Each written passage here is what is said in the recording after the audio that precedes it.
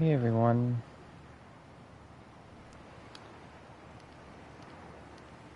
Welcome. Oh, sorry. It's been a while since I've streamed, so my phone is giving me tips that I really don't feel like I need. I'm gonna do a quick mic check because that's gonna be very important for this.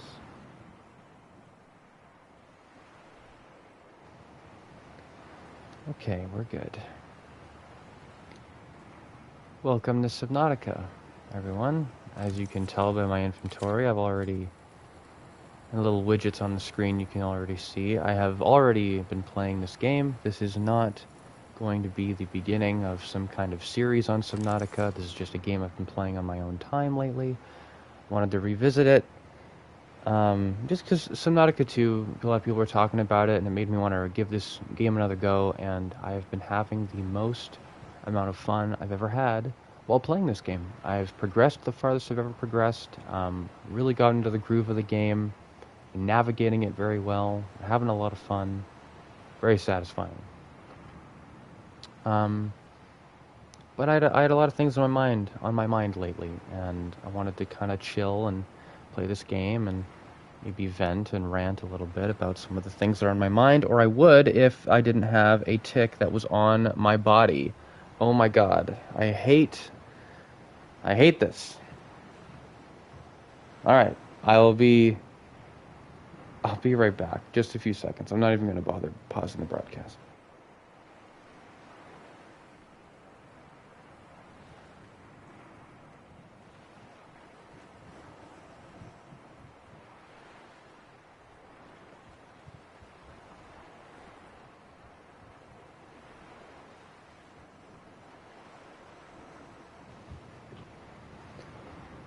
Okay, we're back. Ugh. What is this? Is another one? No. Ugh. The dog has been sitting. Is that another one? God. They're everywhere. I hate these fucking things. Is that another one? Is there like a really flat one? No. I think that's just a ketchup stain on the couch. But yeah, so a lot of things on my mind lately. Wanted to talk about it because I don't know. I was picturing this and I thought it would be just a good overall thing. I get to show you around what I've been up to in Subnautica, without feeling entitled to keep showing you what I've been doing in Subnautica, because I've been enjoying playing this at my own pace, without the pressure of doing anything too quickly for an audience of any kind. I am going to starve if I keep doing this. So I'll show you what I've been up to. That's the mobile vehicle bay I've set up. We may look like we're rather close to the Aurora right here, but we're outside the crash zone, so it's still cozy. No Reapers or anything are gonna get us. Nice reef back or something. Yeah. So I built the Cyclops, which is nice. I don't remember ever doing that in a previous playthrough. I named the prawn suit Plankton. I named the Cyclops Tiny for irony reasons. Let me bring the Cyclops. Captain, all systems online. Let me bring the Cyclops a bit farther down. Engine powering up.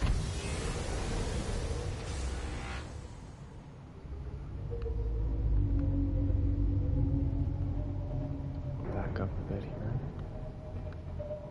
Here we are.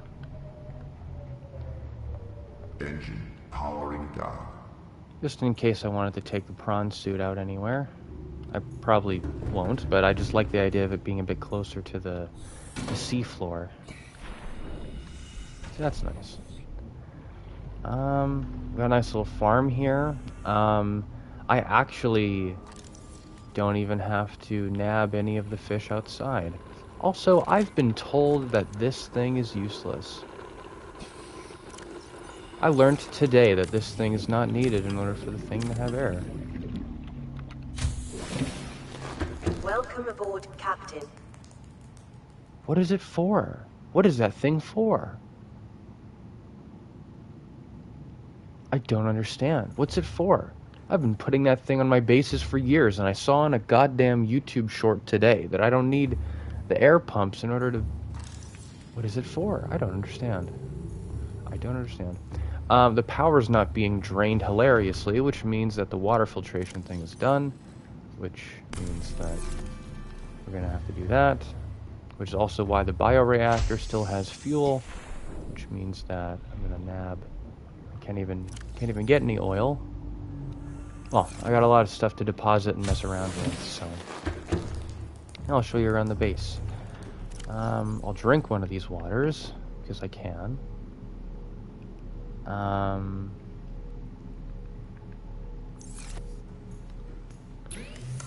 took the power cells from the Cyclops to recharge them here while I hang out.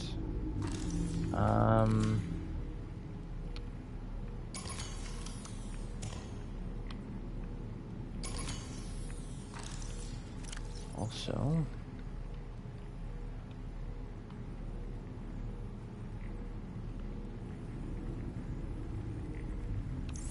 hey Zen, how you doing?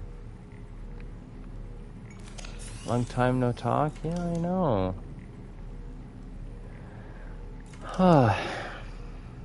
Yeah, it has in fact been. Has it ever been?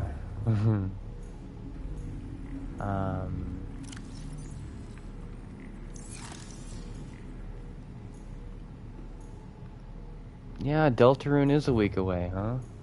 That's so much on my mind lately. I haven't even gotten around to feeling excited for that. But yeah, Calorie intake recommended. there's yeah, that'll certainly be a thing to check out. There's a lot of stuff on my mind lately because of how intense things have been getting in the world, and you know, so I wanted to kind of spend today talking about it a little bit while showing the community around what I've been up to in Subnautica. So I have a little farm here of Reginalds because the Reginalds are very high in calorie. I don't know if they're the best food in the game in terms of calorie intake, but they're certainly nice. I've gotten so used to curing them instead of cooking them. I should have just cooked them here, but I'll do that to these ones. These were all infected, which is why there is a lone peeper floating around in here, having little enzymes to make sure they're cured. Riley here is already infected with the Kara, of course, so I don't know if them eating infected fish is gonna have a different... if it'll like make them more sick somehow. I don't remember hearing that ever happening in the game. But yeah. I really like the ant eel as a design. Reminds me a little bit of the that one eel colossus from Shadow of the Colossus. I put some bulb bushes in there to make it look like it's more at home. There was originally more than one ant eel, but they were breeding very quickly, and I didn't know what to do with the eggs. So I picked up the extra ant eels and dropped them off in the bulb zone. Oh, the bioreactor's out of fuel. That's not good. What I'm going to do is I'm actually going to stop. Oh, I can't deconstruct because it's not empty. Oh, wow. So all the other times that you let me do that, it wasn't even empty? That's crazy. Things are okay. Things are actually good for me, mentally and emotionally. I just, it's been a lot. There's a lot of, processing of information, kind of finding out, just, educating myself on a lot of things, No. Pride was good. Pride was fun. Had relatively the best time I've had at Pride. Since the past few years that I've been going to Pride. Outfit was nice. I even got a compliment. Someone complimented my outfit at Pride, which was crazy because I wasn't even wearing the craziest thing. Oh, you know what? This is what I'll do. There's a lot of things I wanted to do, actually. I wanted to craft purple tablets because I need those, because I found the thermal station, but I need purple tablets in order to get the blue tablet, which means that I would have to get the thing. So we're going to enter Plankton. We're going to take this over to the moon pool here.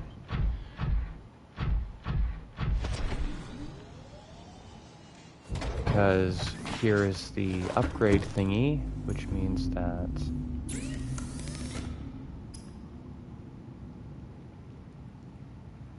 thermal reactor. This I can make right here. This is what I need.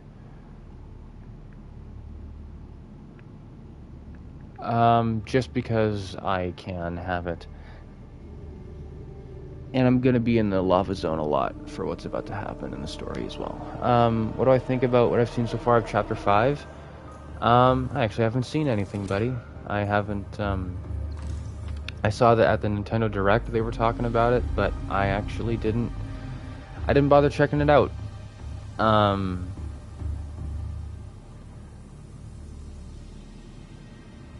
Oh, apparently your thing was retracted. I don't know if that was by you or by, let me see. All messages. Whatever you said something about, the chapter being kind of more Japanese themed, which is, that message I deleted was something from the Direct trailer. Oh, okay.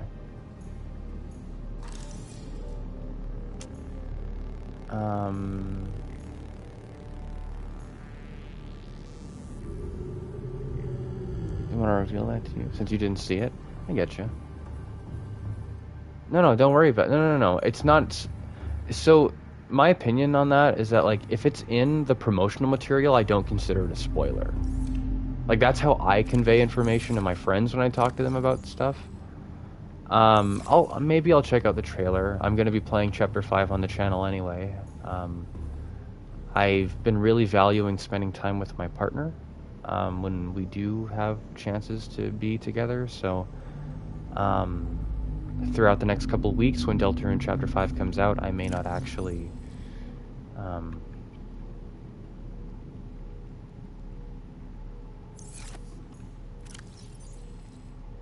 you know, I might not stream it right away. So let me just check here. Let me focus for a sec. Polyaniline, hydrochloric acid. So we have deep shrooms. We have a whole bunch of salt. All we need is gold. I picked up a whole bunch of gold. I don't know if Plankton has any gold inside of him. I also tried. Oh, a bunch of ion cubes. Okay. Okay.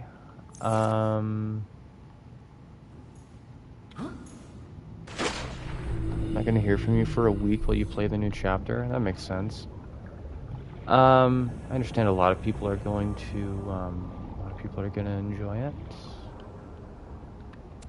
I'm gonna take one cluster because I wanted to, at the cute little farm that I actually have a little outpost. Systems online. I have a Lost River outpost, and I'm very happy with it. It is surprisingly self-sufficient. Is this gold? This gold. Oh, I don't have any room.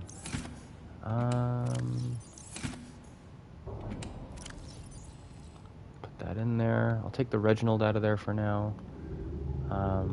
Take the gold.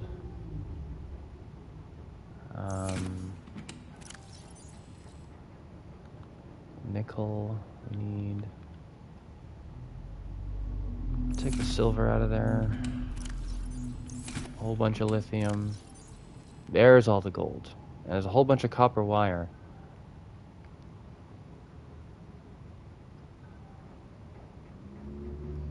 In the newsletter, Toby said the progress on Chapter 6 is moving so swiftly that they might even have some staff begin to work on Chapter 7 by the end of the year. Well, that is nice. That is good news, because I was worried that my grandchildren were not going to... we're not going to be able to witness the end of Deltarune.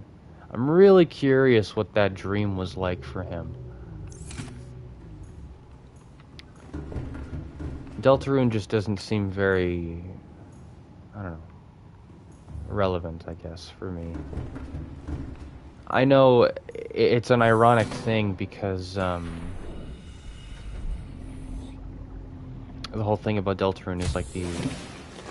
Welcome aboard, Captain. Like, you're examining the concept of, like, relying on escapism and, like, the dangers with that or whatever. And, do you actually have grandchildren? Hell no. Oh my, no. I'm like, no. I don't have kids, and those... No.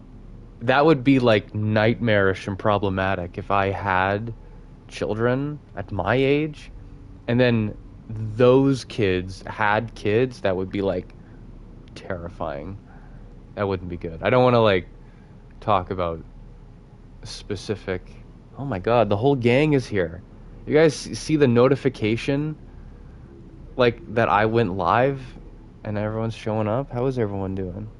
It's been 84 years, feels like it. No, I was just kidding. I was just saying because, like, Deltarune has been taking forever. And, you know, Toby's got a life and everything. Okay, so I gotta put this shit away.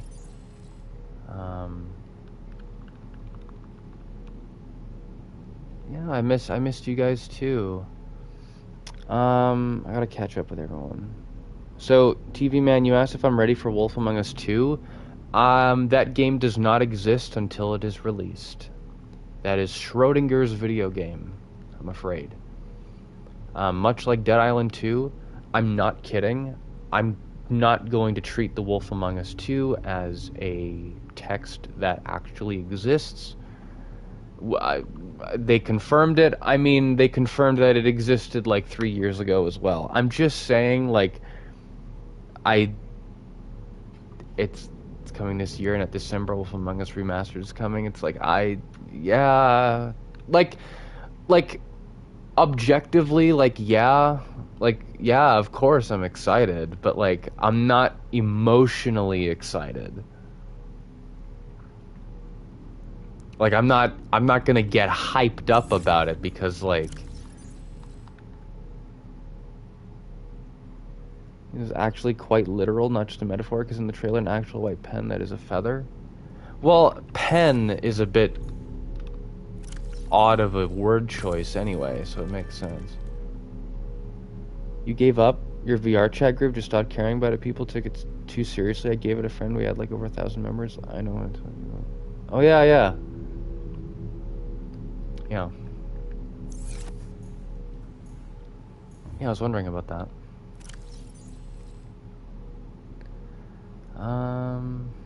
Alright, I gotta focus here.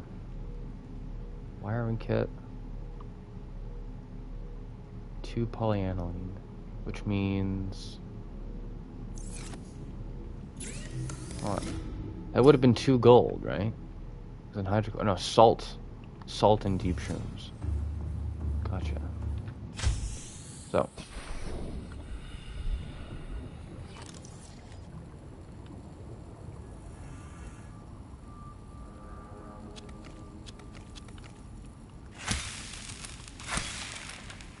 Okay.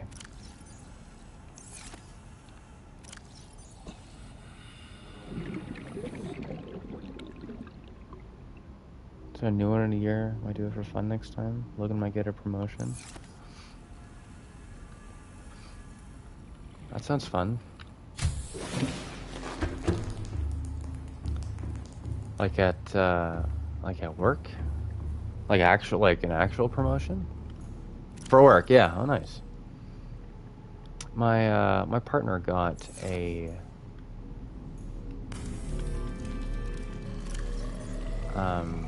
not a promotion, but a new job.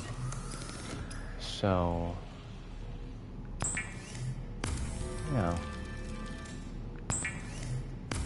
So let's see here. I'm gonna have to retrieve all the kyanite that's in the Cyclops. Bring that over. Before I forget, though, we're gonna fuel... I just like the idea of using the blood oil for the bioreactor. I don't know if it's like incredibly inefficient, but it seems to be working pretty well. Better than stuffing a bunch of food in here, I think, because it lasts really long. So,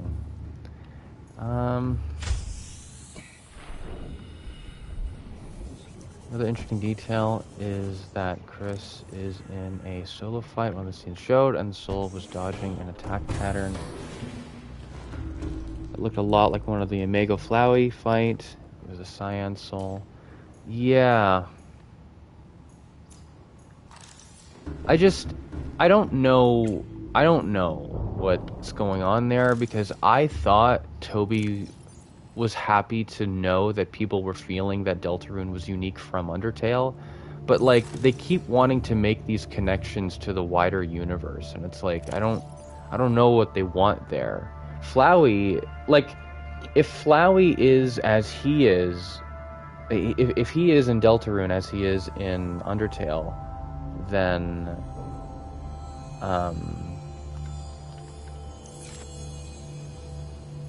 would that mean that Azrael comes back? Like, I don't know. I'm out of the loop a little bit with the story. I haven't really thought about Deltarune in a while.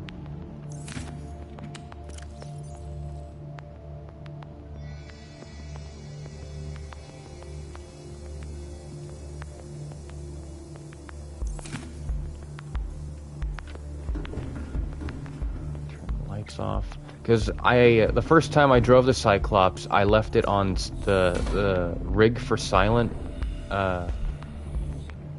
for like the silent rig thing, and then it completely killed the power, even though I cut the engine. So that was fun.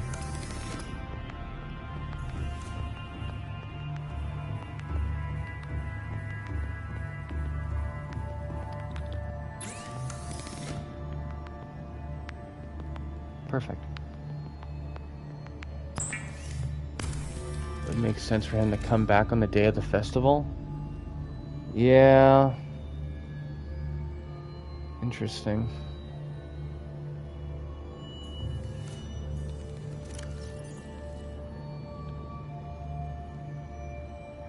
Interesting.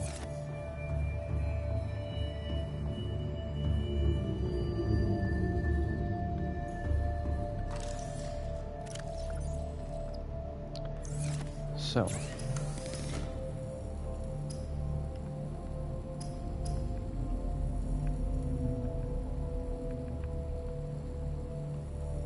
ion cubes and 2 diamonds, was it? Which means we need 4 diamonds. Do I have any diamonds here? Nope. Diamonds is what I was missing when I was over there. Ion cubes are still in there. Diamonds I gotta retrieve from here.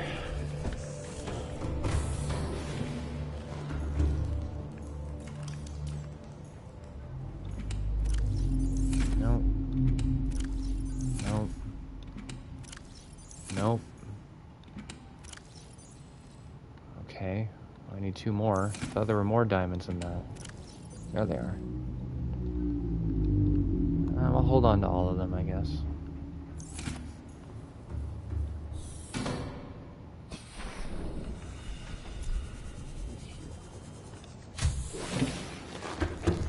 Go for now, but I'm really happy to have been able to talk to you again. Yeah, you too, Zen. Take care of yourself. Yeah, I saw you you made a video on about Pride. I didn't get around to checking that yet. I'm usually on my alt account and not actually on this account that I make content on. So, but yeah, check out the rest of this VOD also when you have a chance. Whenever I'm done streaming, because I'm not going to be streaming for too long. I get off in a bit as well. I play some Tomb Raider. All right. To give you a more mature answer, by the way, Titan, Wolf Among Us 2 comes out. I most likely will get it, and I will be playing it on the channel. The remaster would be a bit redundant because I already played the original on the channel. But I'll probably play the sequel if you're interested. We're still around. I'll probably be doing it on the channel at some point. It's a Wario voiceover meme video where I just said a bunch of stuff as Wario in front of a different Pride flag. Something to do with the flag. And again, the voice acting more. That's funny. If you're still here, I meant Titan. I meant like around, like the channel, I guess. And yeah, have a good rest of your days then. I'll see you around.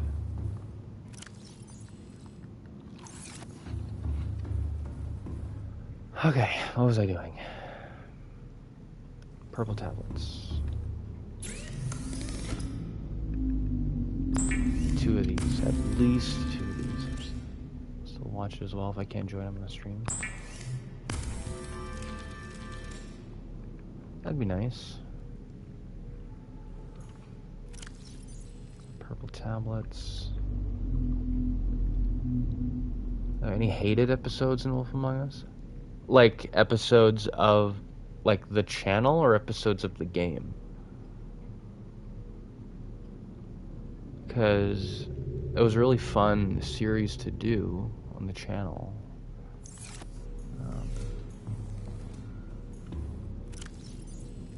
Of the game? I don't think so. Those older Telltale games, very well directed and well paced. The first one's maybe a bit slow compared to the others, while others are like expository. Like, I don't know. I guess 2 because I don't really remember 2 that much, but they're all important. Like they're all like if they're not that awesome on their own, then the episodes serve as a means of like adding, like building up to something.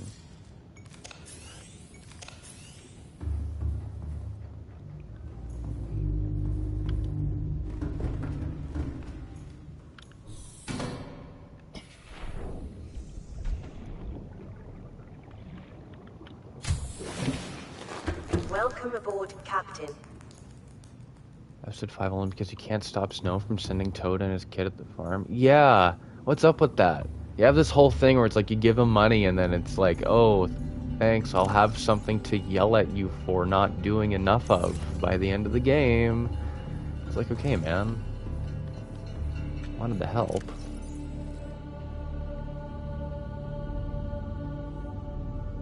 Yeah, Snow is very, I don't know what the word would be, but certainly takes her job very seriously.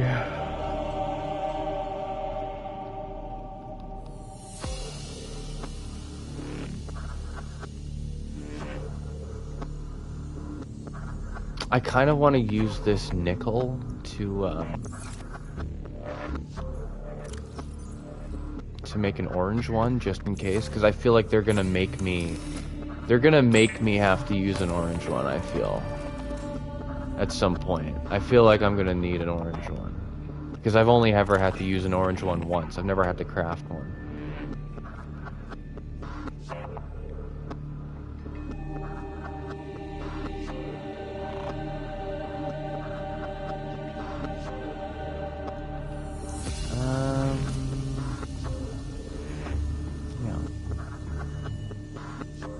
Her agreeing with Greenleaf terms as well after she literally tried to burn Greenleaf's tree. Yeah. It's just very difficult. Like, the only reason you do that is, like, for role-playing reasons. It's like, wow, I'm the sheriff and I gotta follow the rules. It's like, she's just trying to make a living, man. It's tough.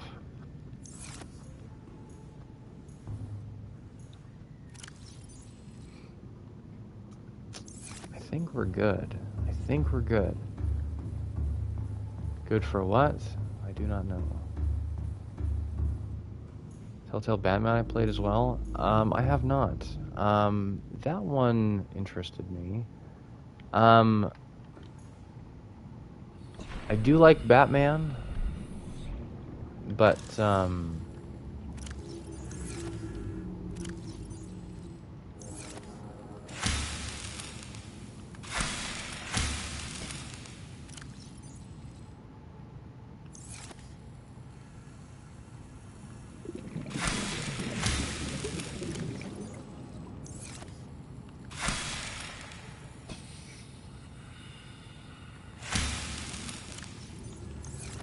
I never did play that one. Didn't play the second one either. The second one was a lot more like kind of Walking Dead story-driven stuff rather than combat. My understanding is that I thought you spent like most of the second Telltale Batman game as Bruce and not Batman. Like you're undercover for like most of it, I thought. It's crazy. Also, the guy who plays the Riddler in those games plays Ballistic in Apex Legends. Which I thought was interesting. See, I have to hold on to this bulb bush thing. So I have the tablets, I got the water, got the food. I'll honestly just take more of the salt there so we can cure more food, so we can be out there for longer. Laura Bailey and Travis William also voice characters well in the Telltale Batman. Yeah. And Dave Fennoy. Who did Dave Fennoy play? I love that man. I grew up hearing that man's voice. I love him. Who did he voice in Batman? Lucius Fox! He must have been Lucius.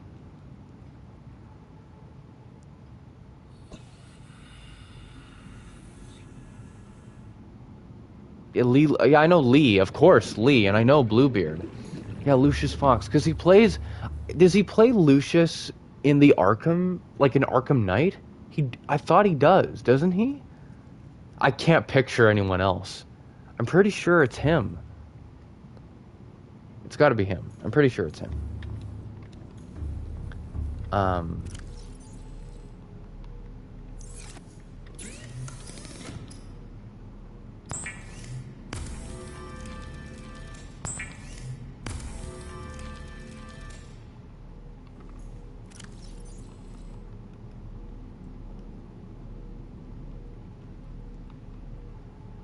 Okay. Can actually play Arkham Knight. It's quite good. What I've said to describe, let's see here, to describe the Arkham series,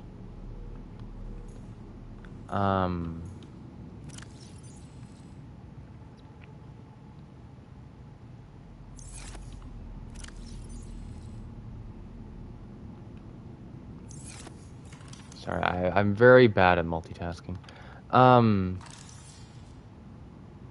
Arkham Asylum is the most original.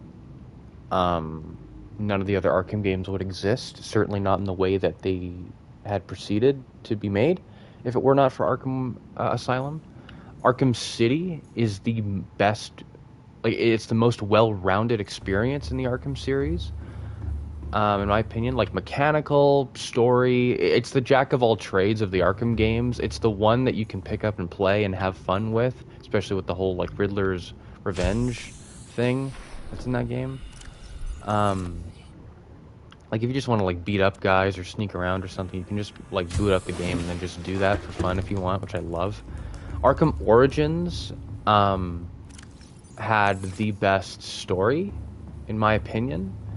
And I would include in that storytelling, like, very, very, like, much more of a focus on, like the cinematography of telling that story. Roger Craig Smith plays a really good Batman too. Really good.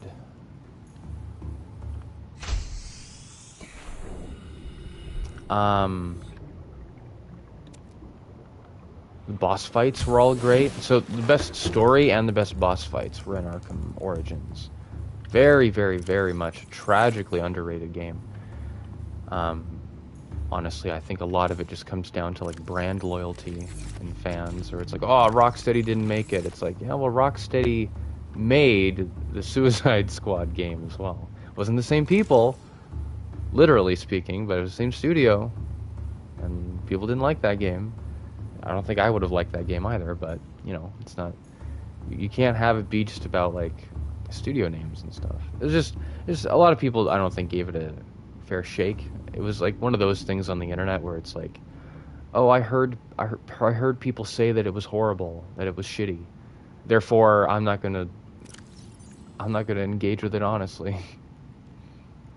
See, like the lantern plants and the Chinese potatoes that I have planted downstairs,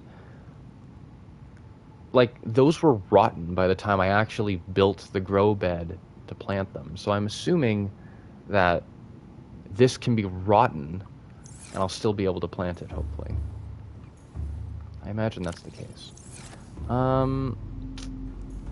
I don't know. I mean, honestly, what I should do is have, like, an evenly spaced storage, like, for all different sorts of things. Like, I should have ion crystals, which I'm definitely going to keep having a lot of. I have titanium and lithium and all this stuff. On the Cyclops, I should be content with that. A lot of stuff here, like, you know, like diamonds and like silver and all this stuff. I wanna,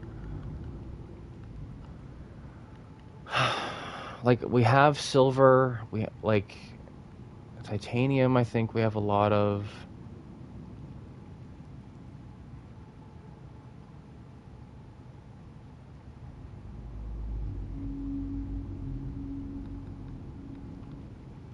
We'll just see.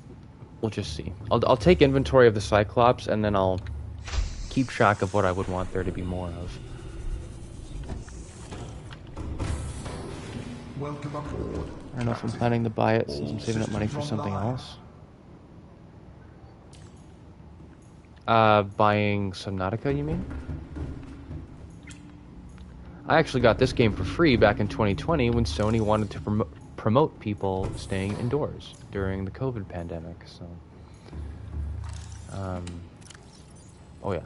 Enough titanium to build something. Kyanite I don't really need on me. I already spent kyanite on all the stuff that I actually need. Copper and gold and all this stuff. It's like, I think... way too much lithium. All that nickel we don't need. Like... Hello? Like, yeah, there's titanium. I don't know. Maybe a little bit more titanium, but me putting it here isn't going to make it... It's only going to mean that I can carry more stuff on my person, because this was coming with me anyway. It's either on my person or it's in the storage in the Cyclops. But, let's put that there.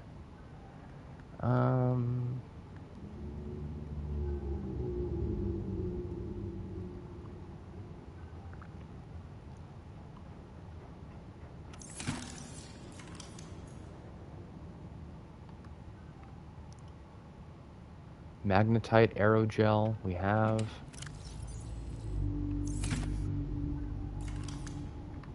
What else would I build there?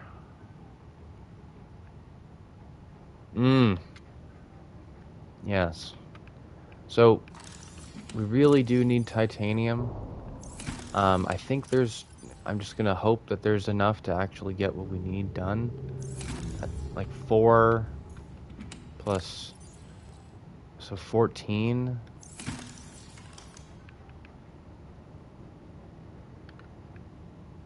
Yeah. Yeah. Yeah. Yeah. Yeah, that should be enough. That should be good. The quartz, we have quartz here, right? Lithium. There's the lithium one. It's all the lithium. Okay, we don't have any quartz. See, I'm glad I checked.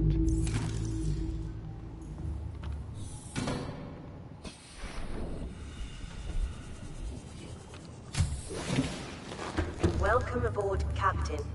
So do I have... Holy shit, yeah, okay. Well, we're gonna need quartz for all, like, the hatches and stuff, so... Have that there.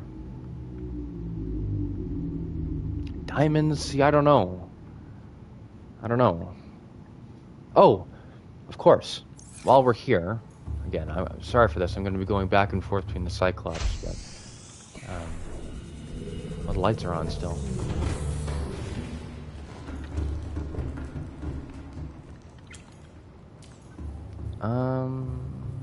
Let's see here. I need the thermal thing for the Cyclops, so I don't have that yet. Here we go. Polyaniline. We still need more polyaniline, and we still need the kyanite. So the kyanite I don't remember putting in the storage in the base. So what we're gonna do is I'm gonna have another wiring kit. What is all this?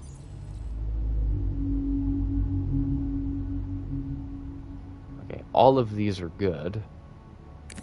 You wanna get rid of this? I ended up having an extra one of these. Apparently it does stack, which I like, but Cyclops hasn't died yet, and the Lost River outpost that I have actually has a charging station that I've put there for the power cells. So, the lava zone being as far as the Cyclops can even go story-wise, and that's as far as I really need it to go. Then it should be fine.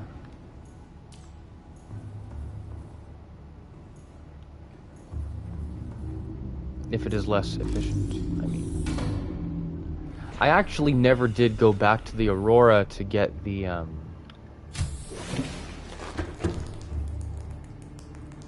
Neptune rocket blueprint.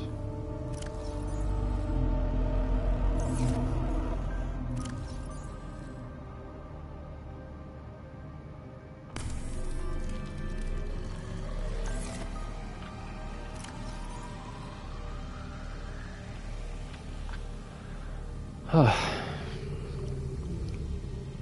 know what? I kind of want to take this as well because I wanted to study the squid crabs.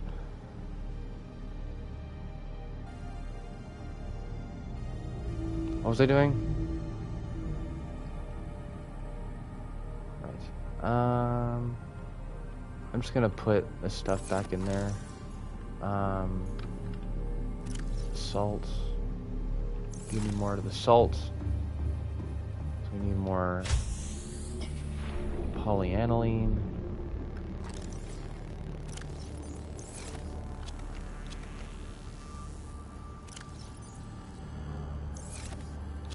See, I'm not going to cut that up because I'm not going to have the space to pick up the seeds or the spores. So I'll just make the polyaniline now.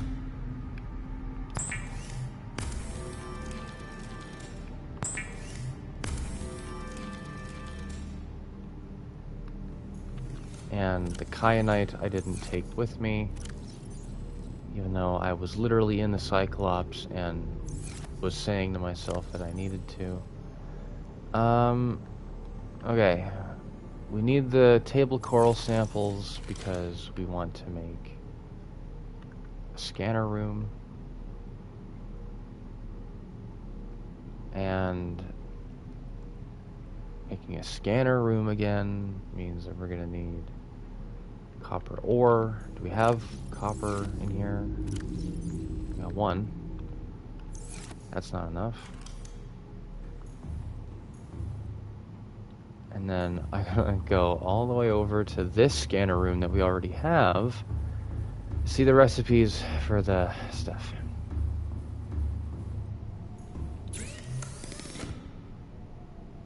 Oh, range upgrade. Perfect.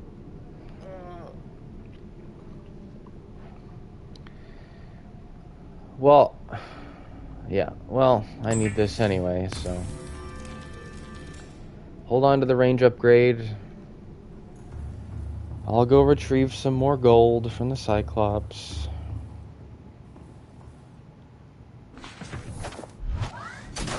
Welcome aboard, Captain. God, would this be faster if we just take the prawn?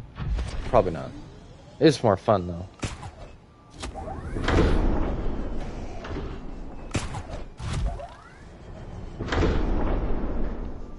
Eh. There we are.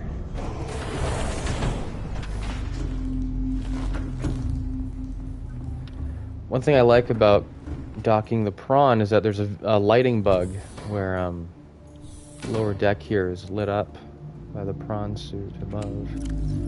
So I'm gonna take the kyanite. I think it was 4. Oh yeah, that's all the gold. That's all the gold we need.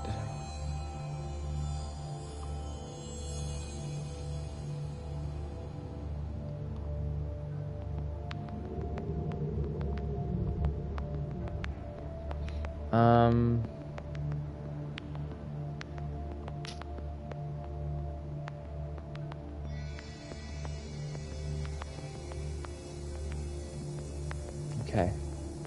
Well, we also need a wiring kit, though, which means that there better be 1 extra silver around here. Damn nickel, and there's none in here, so...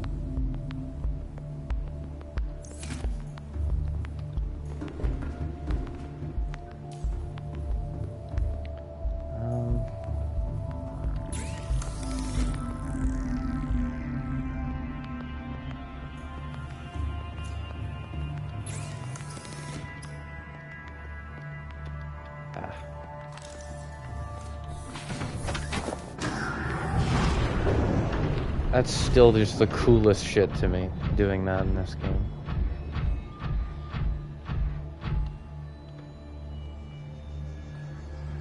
But, like I said, there's a lot of more serious stuff I wanted to talk about. Worldly stuff and stuff. Just kind of an update about what I've been up to and what I've been thinking about lately. And it's just difficult for me to do that when I'm focusing on playing the video game.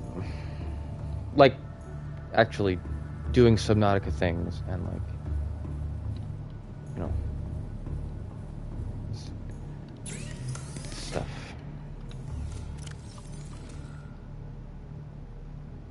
Alright, so, before I craft anything, do I have extra silver?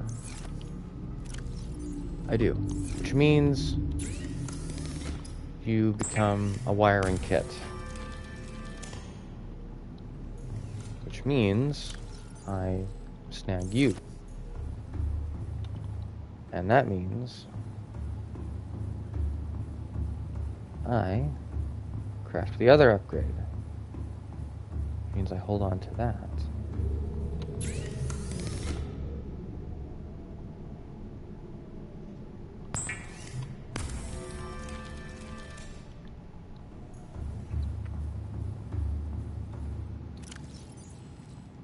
So,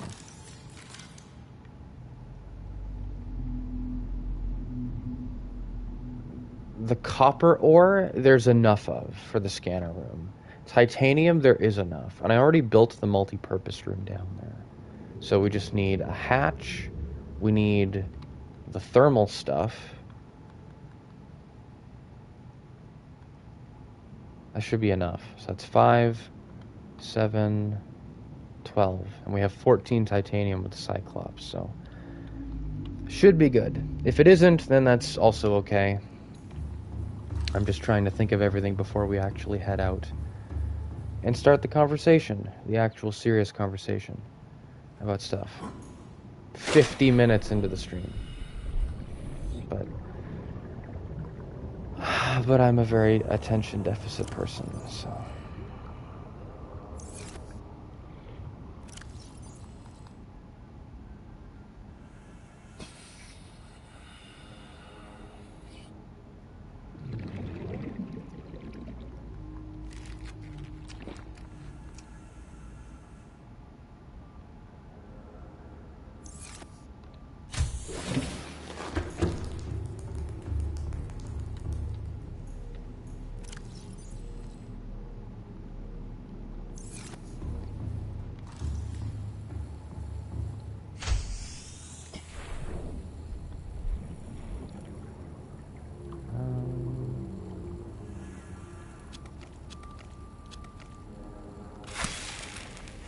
Oops. Shit. Got a little too excited.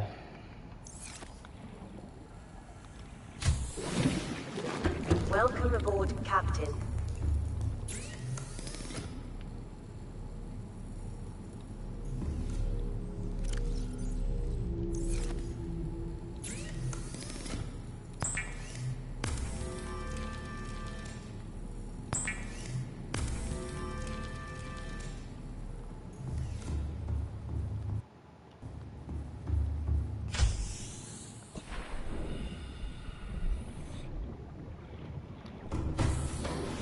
Welcome aboard, Captain. All systems online.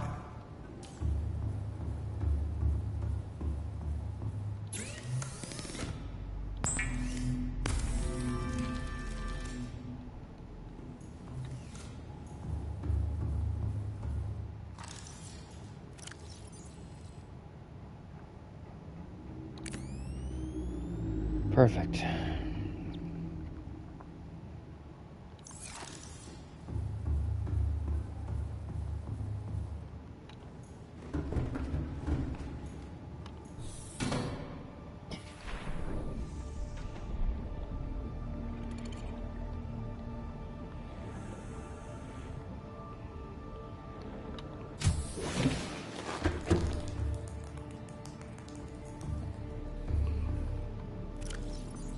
So, quartz I wanted a bit more of before we left.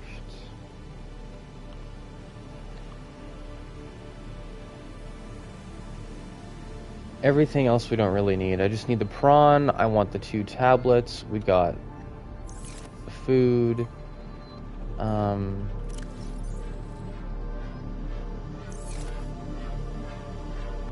Salt's almost done. So we can carry one more Reginald with us. I think I'd like that. Perfect.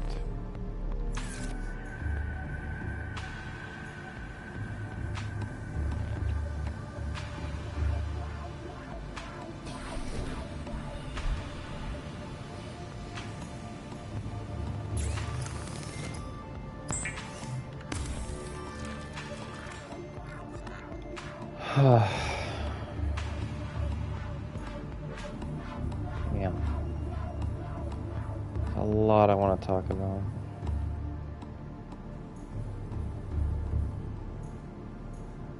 But I'll wait until the drive over there.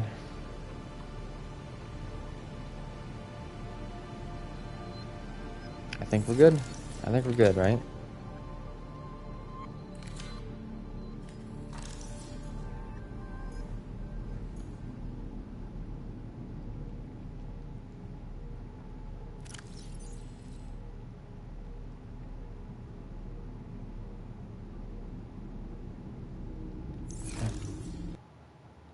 Saving. Well, what's this thing looking like? Okay, 2 more oil, and then we'll be good.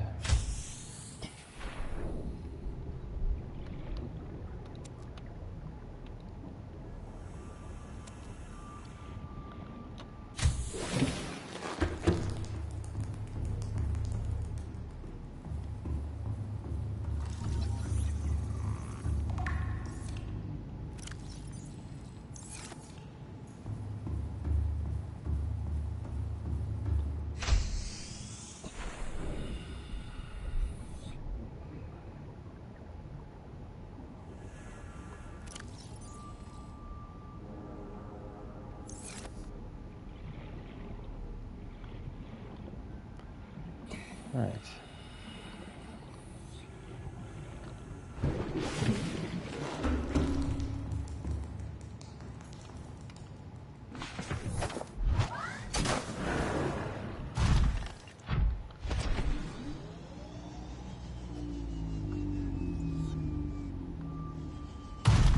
Oh, did I kill it? Oh, shit. Oh. Oh, fuck. Oh, man. I wasn't sure if that was gonna work. I didn't really mean to do that. Oh, I gotta... Can I have salt, please? I gotta preserve the guy. Oh my god. Sorry, man. I can't let you go to waste. I'm so sorry. Oh my god. Oh, hold on. I'm just gonna charge my phone, which I'm using to monitor the stream because my phone's almost dead.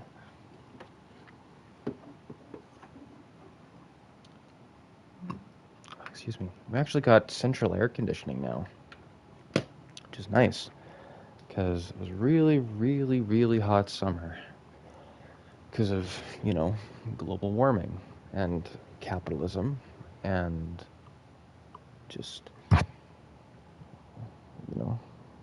overall human hubris in general, I suppose. And the sun, things like that too.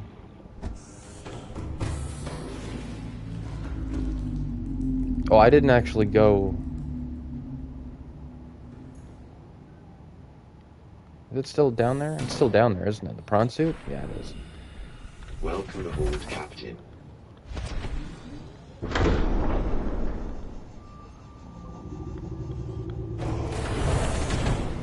Okay. Here we go.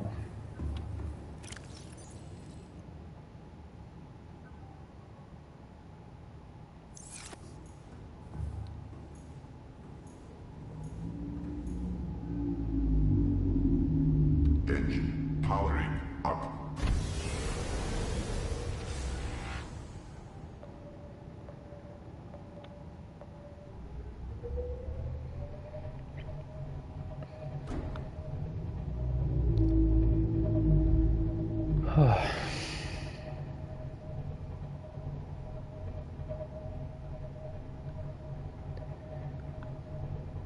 I had, it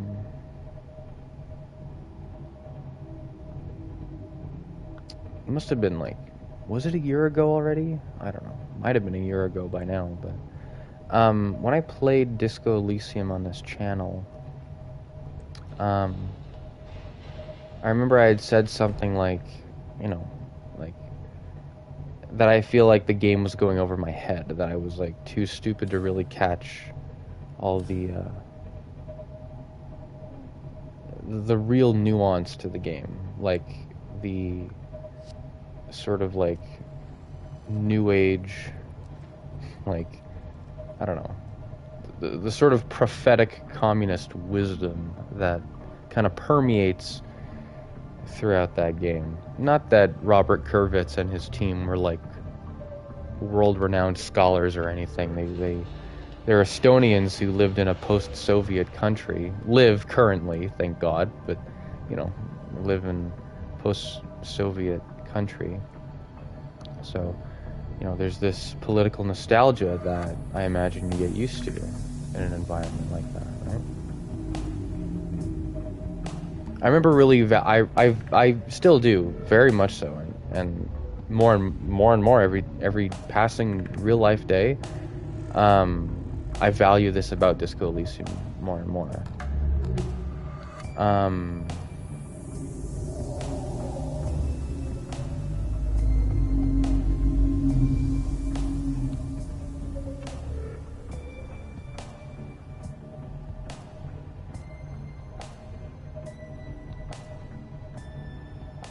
And I really wanted to do the communist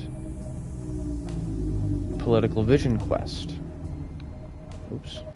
Almost hit something? Almost.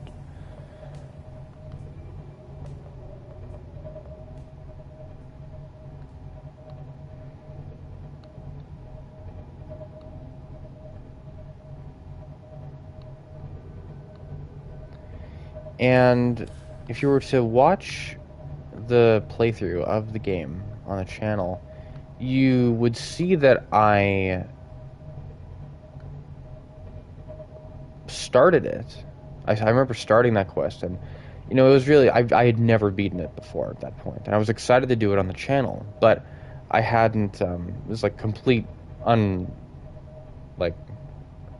unabridged, like just complete total spoilers for Disco Elysium, by the way. The Mercenary Tribunal is like the point of no return for the game, so I hadn't taken that seriously while playing the game on the channel, and the consequence Engine powering down. the consequence for that was me not being able to actually finish the vision quest for the game on the channel, and I remember really regretting that. So my partner and I end up showing it.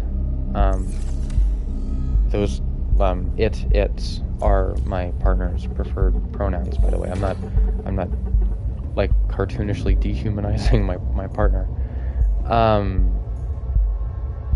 It and I were I'd gotten it interested in Disco Elysium, which I'm still proud of to this day, because it's obviously something that I care about quite a lot.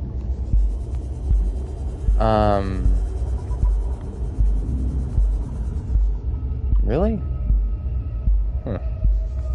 Didn't know there was one of those here.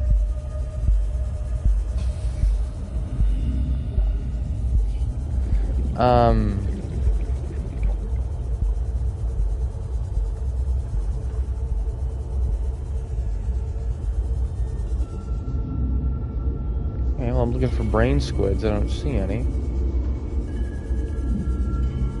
It's ironic, because, of course, now I'm looking for them, and now they don't show up. Or crab squids. Crab squids or brain squids? Ah. See, I hear them. I hear them clicking around. But they're like around... They're like over these hills or something.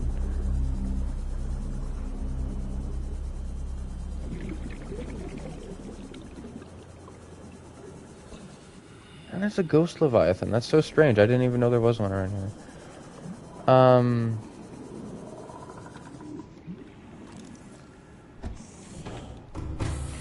But it was like a procedural thing, right? First day or two, like the first in-game day of Disco Elysium, and it's like, well, the game's a bit slow. Yeah, the world building's interesting, but it's a lot of dialogue, and it seemed to really kind of spellbind it.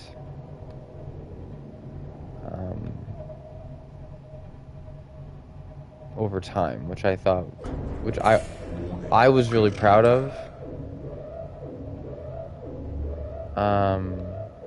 Okay. Rig for silent running.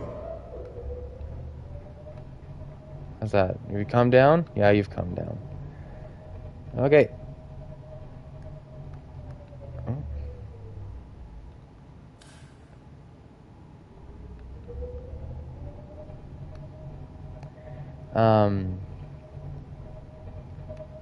So it ended up being this thing that my partner and I had. We ended up just doing, right? We'd watch movies, we'd hang out, and as if we were watching a serial together, like a show or whatnot, we would make a thing of like spending like an hour or two long session playing Disco Elysium. And it would be me physically playing Disco Elysium and just kind of like showing it around Disco Elysium. Like knowing how things react to what and what the consequences are. Like I was like what's the right word? Like showcasing, but like advertising, or like just really like showing it off well, instead of just someone just going through the game of their own volition. No pun intended. Because of volition and Disco Elysium.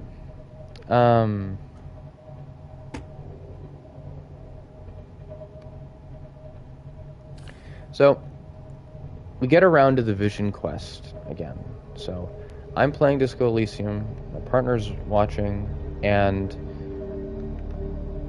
I was a little, not nervous, but I was like, well, I had never actually bothered doing the Vision Quest before. And okay, well, you gotta let me go, man. You gotta just let me go.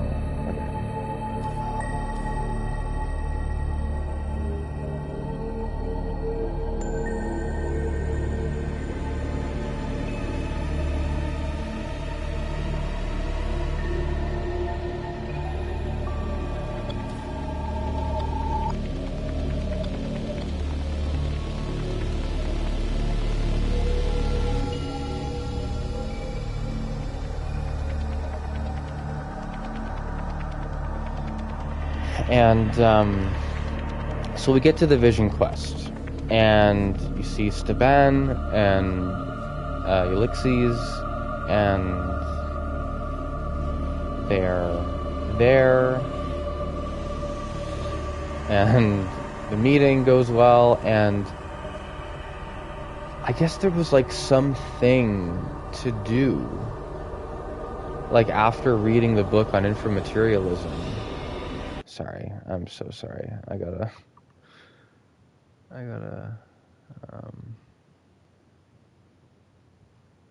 I just gotta, sorry.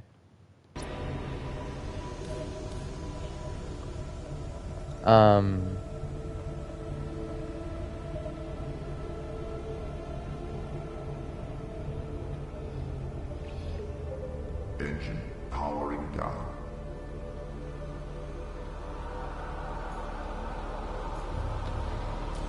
So we get around to it, and I actually ended up doing it finally. Ended up actually doing the Vision Quest, and ended up it was a very interesting thing that happened. I don't really believe in like fate, like some sort of thing, anything more than just human coincidence. And you know, happenstance and wills of people. But it was a really interesting thing where I'm kind of glad that I didn't end up doing it on the channel. Welcome aboard, Captain. Because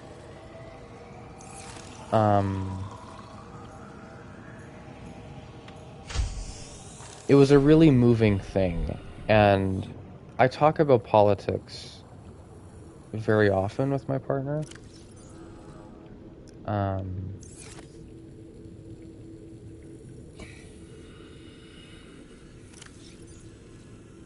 Which I don't think should, which has been very good. I was gonna say it shouldn't come as a surprise, but whatever. I don't really care.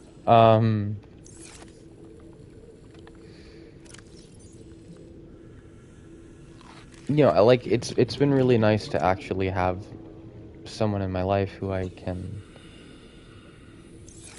talk to at great, like, vigorous length about serious things that affect our lives as we live them in this world, this political world, like inescapably, objectively, this is a world of politics, and more so now than ever, where living in the culmination of history. And it's been nice to have the opportunities to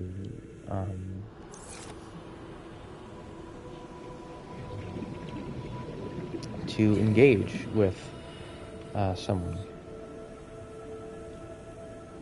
on like with those topics, and to actually, really solidify my political beliefs. And it should never be about blind affirmation. I honestly do think that even the people like complaining about like queer people or trans people or whatever, like, oh, all these people, they just want like blind affirmation. It's like they're talking about anyone other than themselves, which is ironic.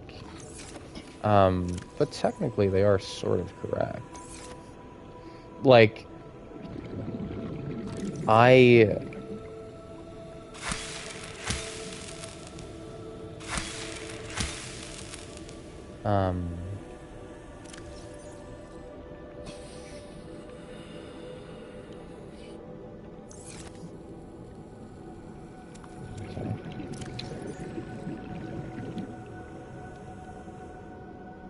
lost my train of thought.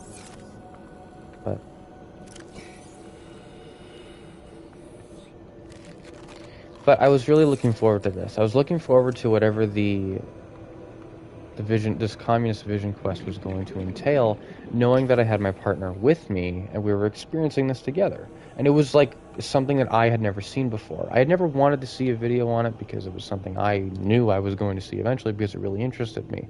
To me, it seemed like the culmination of whatever it was that the writers of Disco Elysium believed in. I would finally see the farthest and most explicit take that they have, that they would have wanted me to see.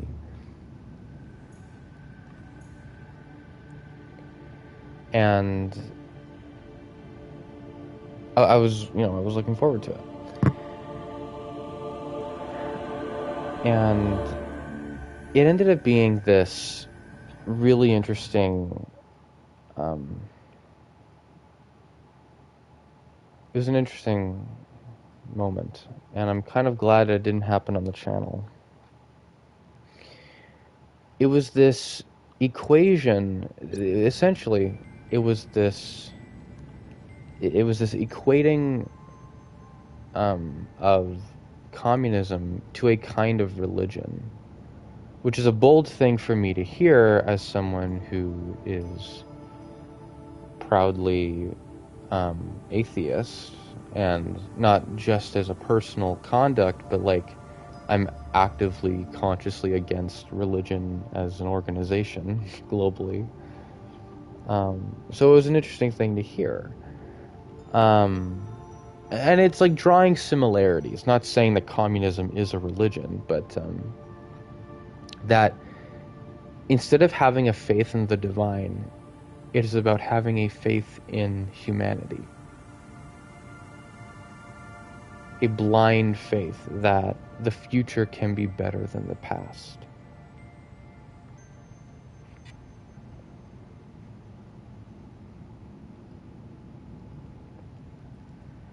And I thought it was really profound. My partner, I think, felt similarly. And it was something that I think kind of stuck with us since then.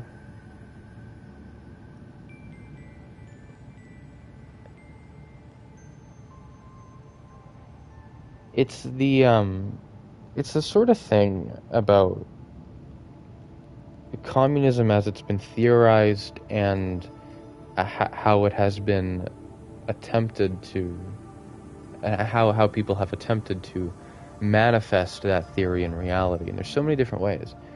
Apparently, historically, it's like this thing where like we anarchists apparently have had sparrings with Marxists throughout history. Like there's like a Spanish Revolution. There's a whole bunch of other ones as well. And it was kind of funny because it's funny because of how consistent that is. Like, I guess the theories are what combat each other. Because I still see that today. I see Marxist-Leninists, like, complaining about anarchists. And I guess I should be more mad, but, like, I kind of find it endearing. It means that the political theory is staying alive and true and manifesting itself in the same ways. Like I've seen MLs like just straw man anarchists as well. Like, oh yeah, like you keep complaining that everyone's a tanky, but the Black Panthers were tankies. It's like, that's based. That's awesome. I don't give a shit. I have no problem with the seizing of state power. I just, I advocate for the dissolving of all state power. But we would need to seize that power first in order for that to happen. I don't think that's like a controversial thing. I don't think I'm like that's what I believe. I think it would be odd to deny the material reality of what must be done in order to achieve that reality of an anarchist commune. It was just a funny thing. But anyway.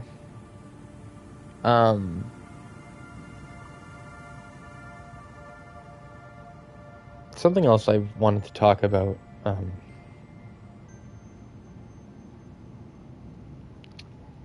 Since last year, there was this FNAF game that came out last year, Secret of the Mimic. I quite liked it. I played it on the channel. It had a little bit of FNAF jank to it, but I quite liked that. I thought it was a high point for the franchise. Highest point, given that FNAF is ass, and that I am an adult who can acknowledge, like an adult, that FNAF is ass and kind of always has been. Scott Cawthon will forever be an inspiration to me. Even he may be a fascist. I don't know. There was like something, I must have talked about this at some point earlier in the channel someday. He like donated to like the Trump administration during Trump's first run for presidency. It was like during 2020 or something, or 2019 or 2023. I don't know. I can't remember. But he donated money, and people are like, "Oh my god!" And apparently, he got death threats, and then he performatively was like, like, so like, I've had so much support over the years, especially from the LGBTQIA plus community, and it's like, okay, man, strange specification, just odd. I don't know. But this is the thing about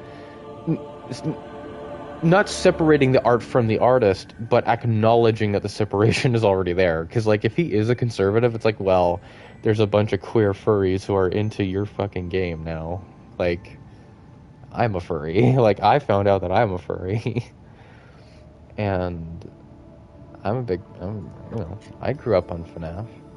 It's in my a lot of autistic, queer, and trans people in the Gen Z, we Zoomers have.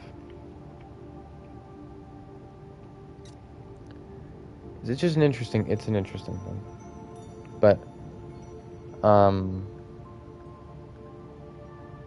yeah, a lot of stuff's been going on all at once, kind of everywhere in the world these days.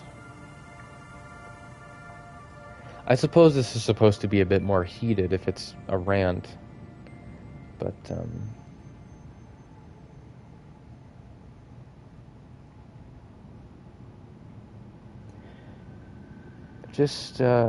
yeah. Oh, my point, FNAF, of course. I'm sorry, I brought up FNAF. The first episode that I did of Secret of the Mimic, I think it was Juneteenth. I think it was June 19th, and that's 2 days from now, I believe. But I still remember this. I was so insistent on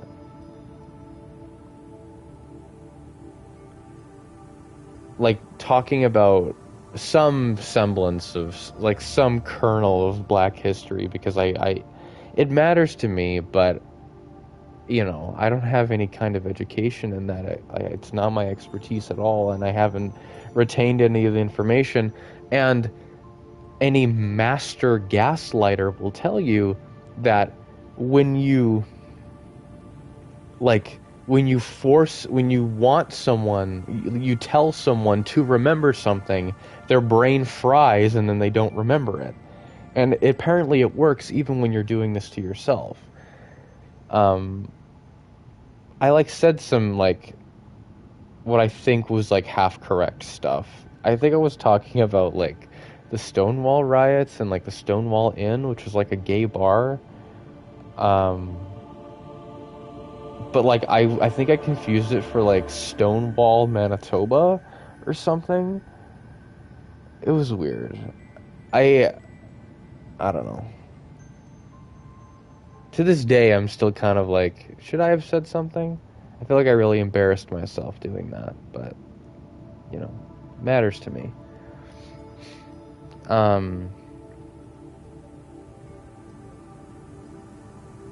I've always wanted to kind of one up myself and actually seriously talk about some things that I've learned, actually, if ever given the chance. And I guess this being my personal space, this YouTube channel, I guess I can just do that whenever I want. And it's not like I'm going to fucking wait until Juneteenth comes around to just do it once a year. And I don't remember doing anything for Black History Month this year. I think I played Wolfenstein. I think we were playing Wolfenstein on there because it was January. January is when all the ice shit was happening in Minnesota. So to protest in my own small, pathetic way, wanted to just kind of fantasize about killing Nazis for fun while trying to talk about what was going on and relating it to the game I was playing.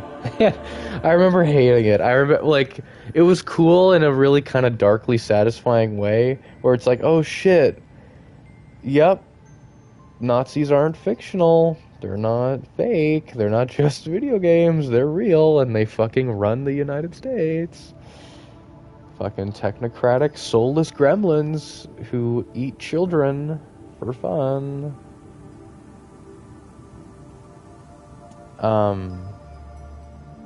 Yeah. There was I think there's an outbreak going on right now, an Ebola outbreak in the Congo, the Democratic Republic of the Congo, I believe is the full name of the country.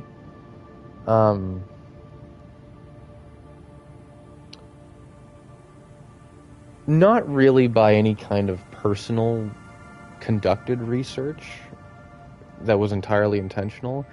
I'm afraid I don't really have the attention span nor the confidence to do something like that. When it comes to looking things up on the internet these days, I don't know what to trust. Everything's a fucking AI overview now, and it's like, I'd have to spend a day just double checking, like, and this isn't even true, but it's just, I have such an aversion to the concept of just reading text and then claiming that I can internalize meaningful information from that. And I've always been that way. I've been like that ever since school. I could never read a textbook and really learn anything from it. It had to be told to me. It had to be proven and shown in real time that it relates to reality. This is how I learned math as well. Like, I could read a textbook, but the textbooks are never what I learned from. It was the teachers showing how to do things. And then there's the patterns in how, like, you know that things work as a formula in math because of the pattern. Like, there's like, if symbols line up and numbers, the carry, the whatever, and then the equals, like, you know that it works because it's a consistent solution. The answers start making sense and they're predictable. And I think history works the same way. Like, you could just throw information at somebody not taking into account the means of conveying that information, and it may be enough. And it's a tough thing when talking about anti-capitalist history, because that is inevitably and unavoidably and forever intertwined in like black liberation movements and indigenous liberation movements, and thus combating white supremacy as a system, because white supremacy is like the main weapon of capital in this world. And there's a real, like, acknowledging that and facing my insecurities, my own fragility, my own shortcomings. Excuse me. My own shortcomings, my own mistakes that I've made in my life, the things that I've been ignorant of, either willingly or subconsciously. Facing that has been, if not fun, satisfying. And that might sound odd, because it's about facing my own discomfort as a person and being forced to relate that to the political environment that I live in as a citizen of Earth. It's been an interesting process for me, and I'm very thankful for the people who will never know that I was there, kind of listening. Because, like, something like that, the louder people are always, like the loudest white people are always the racist ones. And so, you know, you want to be louder. You don't, because I know,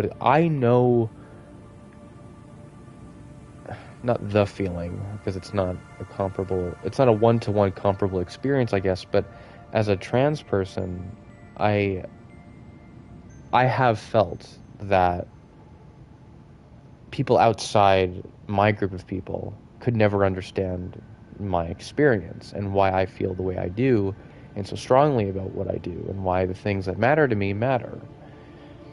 And me having that experience personally, I empathize with the frustrations, but so much so the exhaustion. It's honestly heartbreaking to see. Like, the worse that everything gets, the more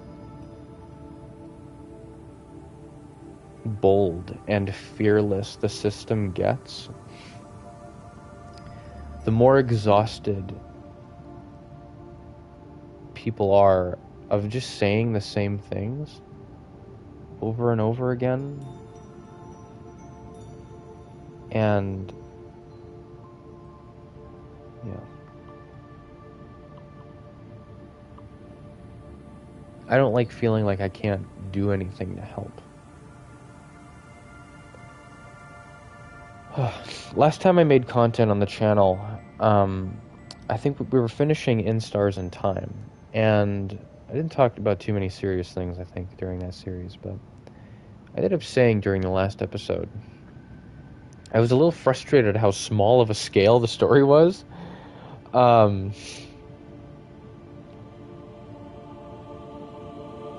And I ended up saying something that I half regret.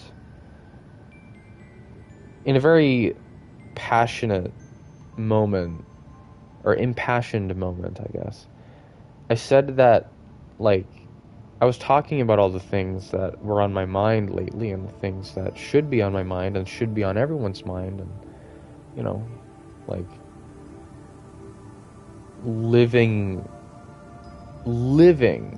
the consequence of, like, patriarchal white supremacist capitalism. And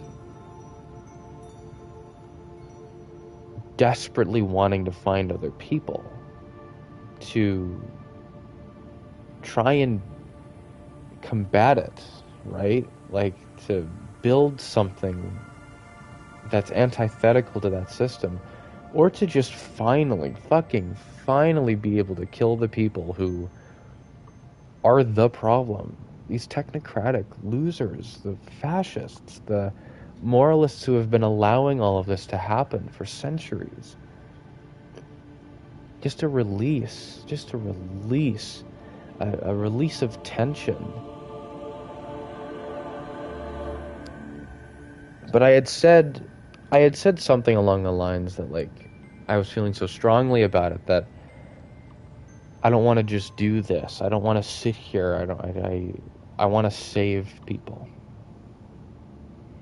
And I wanted to make a bit of an amendment to that. The sentiment is something I still feel, but I think like, looking back, and I felt this way later that same day when I said it, but I don't.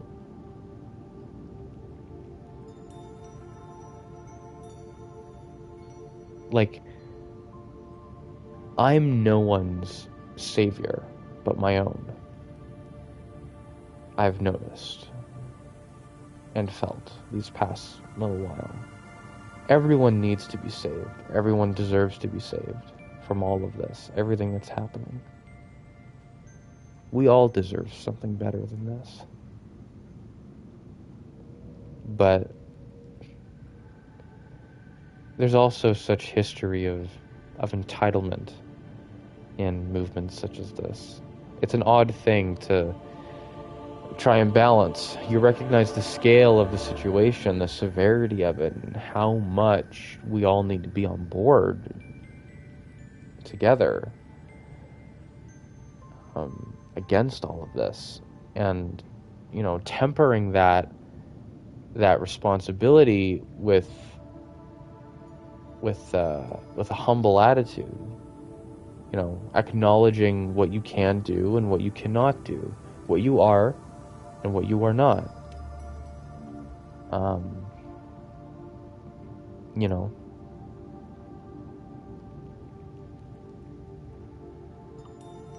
yeah, I really don't want to talk over other people. I don't want that. It's been really fascinating, a lot of the things I've been learning lately, actually listening to people. Even small things, like, you'll have these like black visual artists, and they're like talking about the OCs that they draw, and it's like tips like for how to like black code OCs and like do's and don'ts, what's a stereotype that you should avoid, and what is not a stereotype, but like not a stereotype with all the negative connotations that has, but like what is an actual difference, like a physical difference that's worth celebrating and worth acknowledging. Like, I don't know, like, for example, like, typically, like, black people would have more pronounced lips than like a white person typically, right? And so in your visual art style, like, if you refused to depict a difference like that, not like didn't do it, didn't get around to it or whatever, like, if you didn't want to do that because, like, well, no, that's bad because that's a difference and there's no difference. It's like it's a very like sort of like colorblind thing, which is not good because you're ignoring a difference. You're kind of like homogenizing humanity, like to ignore the difference. Like, don't make, like, it's not like, don't be dramatic, obviously, right? But people, you know, we all know what like old-timey minstrel stuff looks like. And I don't know, just something I've been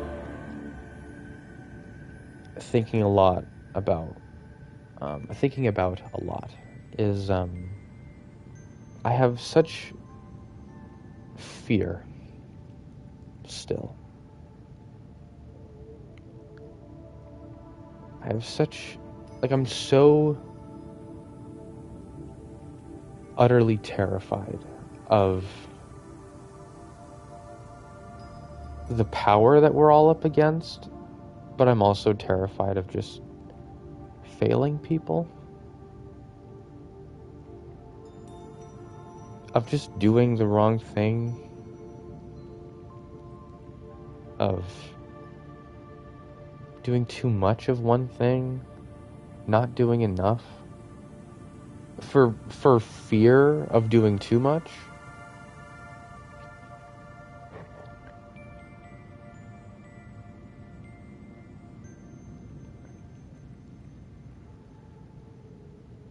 Yeah.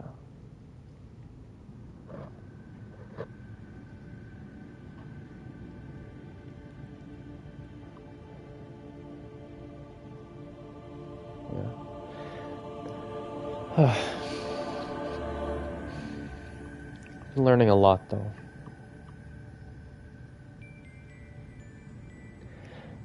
Back to what I was talking about with the FNAF thing, and how I kind of, let's admit it, I kind of botched the whole concept of, like, murmuring something about Black history. Make no mistake, Black history and Pan-Africanism is still not exactly it's not an expertise of mine. But there was something I learned recently that really struck me.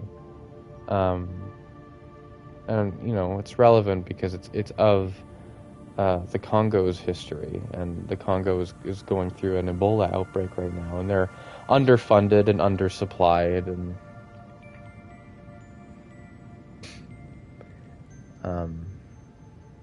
you know, it's getting people sick and probably has killed people already. There was a man named Patrice Lumumba who I've heard about. And I had not heard about him, actually. I didn't know anything about that history. He was part of a revolution in the Congo against the Belgians, I believe. Because that was the crazy thing about Africa as a continent, and still is crazy about Africa as a continent, is that so many different, like, white colonies, and, like, I guess there were the Spanish and the Portuguese as well, but just treating Africa like it's a fucking market, or, like, just really treating Black people like they're not human, that they're like fucking cattle from all these different places, right? You have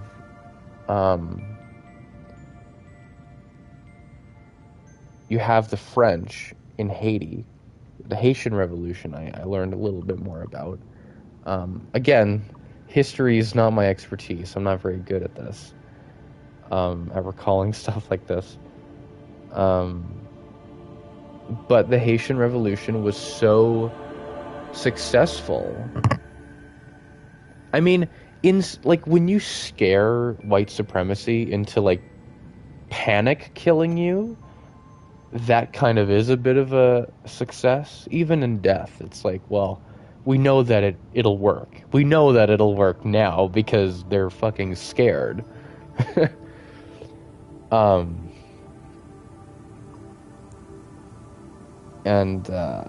But so the Haitian Revolution was a success, and then like the French colony, like, made Haiti, the Haitians, pay for the colonists, like the colonizers' loss of property.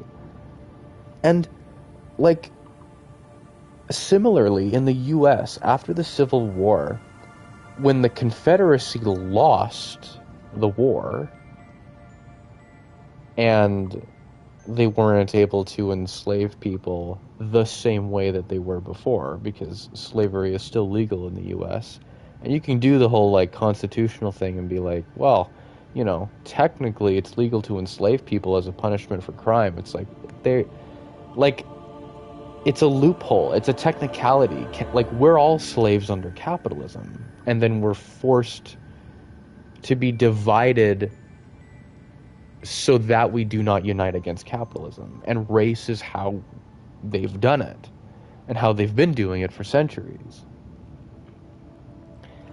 But something I see a lot of, like, white leftists do, like, especially the people who are like white leftist TM, these are the fucking debate bro losers who just yap constantly, and I don't know, they never say anything. Like, they never actually say anything.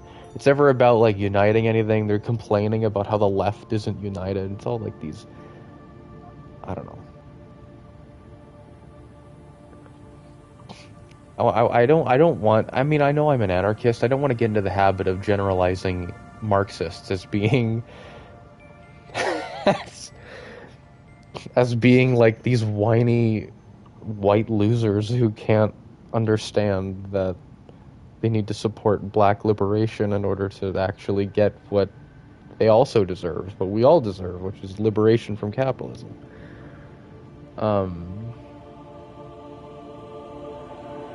I forgot my point.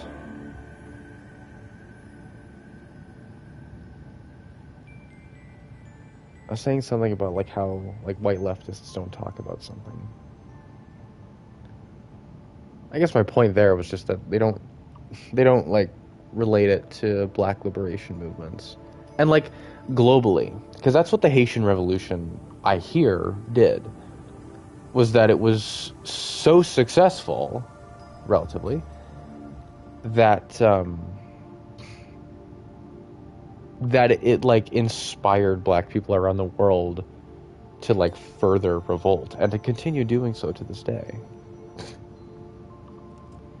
Another thing I heard was that our modern understanding in North America of like, gun control laws, like, whilst in America, in, like, you are legally allowed to own a firearm, generally speaking, right to bear arms, the Second Amendment, the fact that there was gun control laws, even though the Second Amendment is, like, a constitutional right to American citizens, the reason that, like, gun control laws exist today was primarily to make sure that, like, generally black people who were recognized by then by law, if not by the people enforcing those laws, they were recognized as American citizens. It was to stop them from having guns, because then they would, you know, bear arms for, you know, the reason Americans are allowed to bear arms. Like, that's literally the reason the Second Amendment is there. The whole fucking thing is a sham. I can't believe Americans still swear by a fucking piece of parchment that was signed, half of which by slavers. And they're like, well, you know, like, oh, you know, oh, it's unconstitutional. Well, we can still do the liberation within the confines of the American Constitution. It's like, no. God, this species can come up with something so much fucking better. The best things that are in the American mythos, the dream that country, that fucking anglerfish of a country, has been selling this planet for centuries.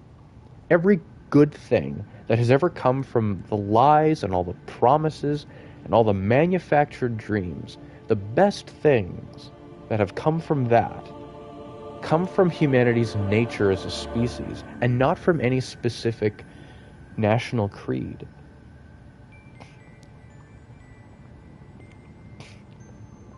Like, from what I've heard, it seems that every black liberation movement, every revolution that's ever been sparked, whether it succeeded in seizing state power and establishing a new party of government that was in power in respective nations, like,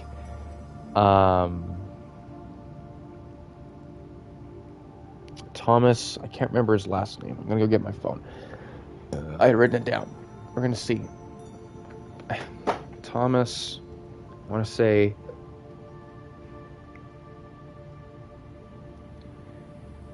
Thomas Sankara.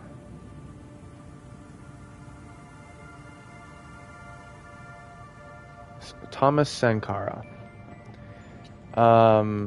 A Marxist leader of Upper Volta, I think it was called. I don't know if it was called that before. I think it was called something else, and then it was called Upper Volta after Sankara's government took power. Guy was a feminist. Guy was a Marxist. Anti-imperialist, anti-capitalist, right?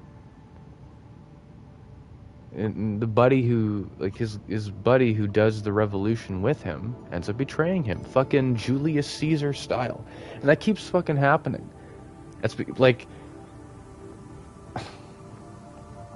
I have more thoughts that I intend to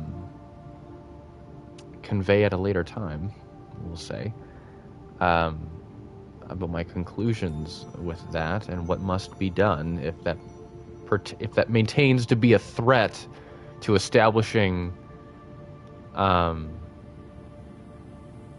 Pan-Africanist revolutionary movements, or just any anti-capitalist revolutionary movement. I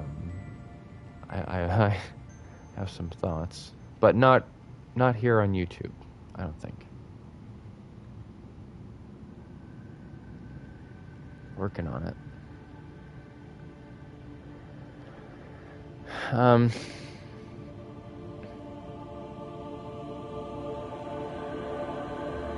I started talking about Patrice Lumumba and the Congo, and then I started talking about something else. I think I just started talking about black liberation in general, but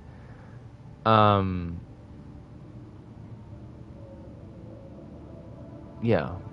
Lumumba was part of a revolution in the Congo against the Belgian occupation. And I think it was after he came to power that it was renamed the Democratic Republic of the Congo. And I don't know if he was appointed leader or if he was elected. I don't think there would have been an election after the revolution. I think he would have just been appointed. Like if he was like the leader of the movement and then they seized state power and then he's just the guy that's there, it would make sense that if he's just the appointed leader by the people, but if there wasn't exactly an election after that, I think that makes sense. It makes sense to me. I don't know if that's true, but yeah. Had a speech, long, beautiful speech. I think if I didn't hear all of it, I think I heard most of it.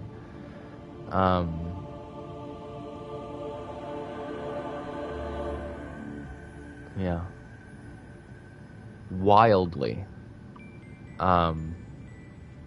Optimistically. Heartbreakingly optimistically.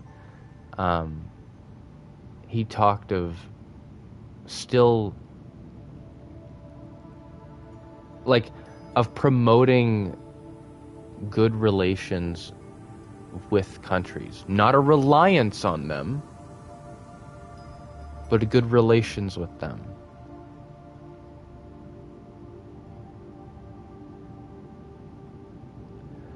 I don't think he survived a month after saying that.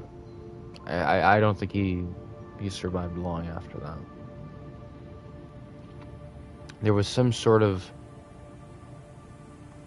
There were like Belgian loyalists still in the Congo, and they started like revolting, or they started like sabotaging. They were doing something, and then Belgium uses that as an excuse to like defend their soldiers, and then they just invaded, and then they killed him,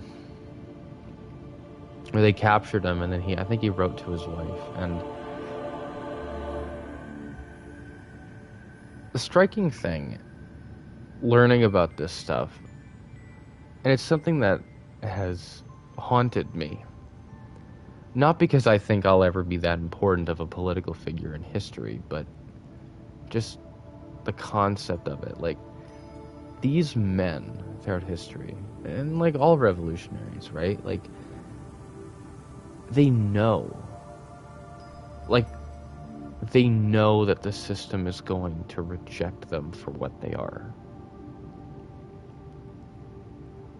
Like, Malcolm X said in an interview, I've seen the interview, he was asked once, like, if he fears that someone may kill him for what he's believed in or what he's done or whatever. And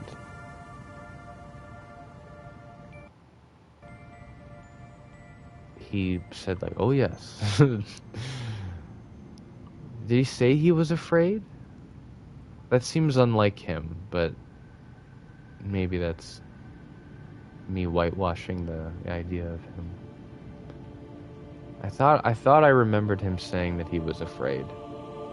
Like, I remember him kind of smiling in the interview, but I thought he said that he was concerned.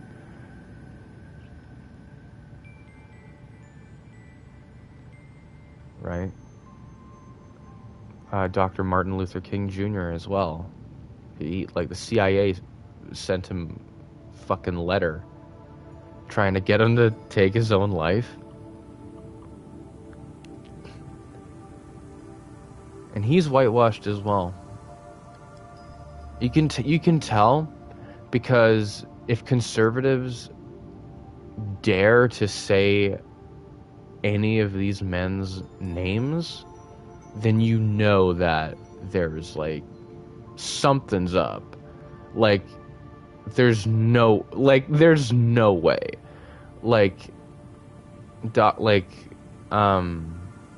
King, I've heard it. I've heard him say it.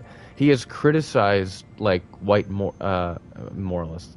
Like, yes, moralists, but moderates, right? Because it's the same thing. Malcolm X has said the exact same thing. It's the same shit today. It's the same fucking system. These white moderates getting in the fucking way, telling everyone to wait. Progress is incremental. All of it is incremental. All of it is, you know. But it's like King said, there comes a point where it's like progress that you're asking to wait for, that you're being asked to wait for, is progress that will never come. You can't wait forever. Especially if you're waiting for white people to be comfortable with what you're doing. Like, you can't do that. No people before us have ever done that.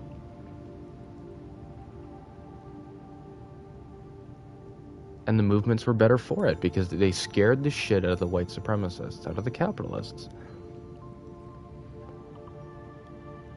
Just...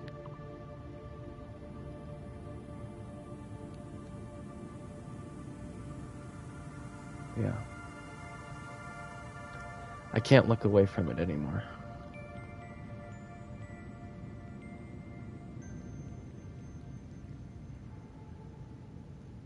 I don't want to talk about this next part for too long, because I don't really have that much of a point to it, but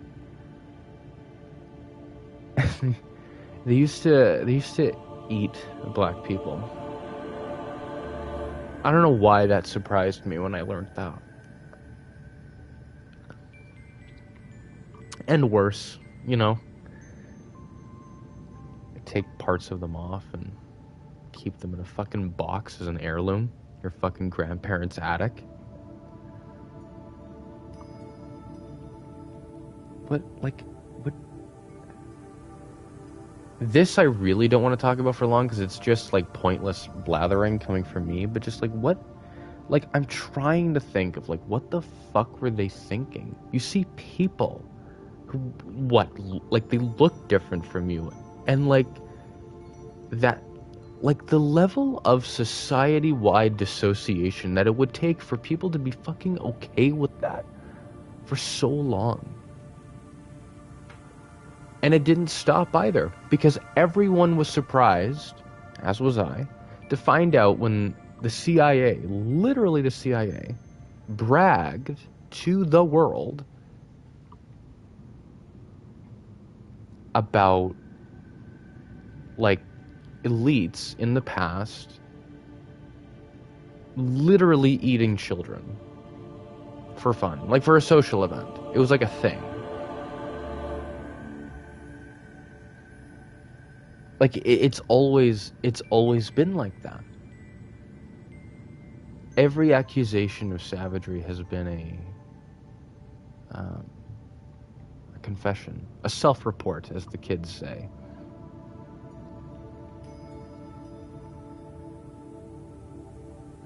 Unbelievable. Like, I don't know. I don't know.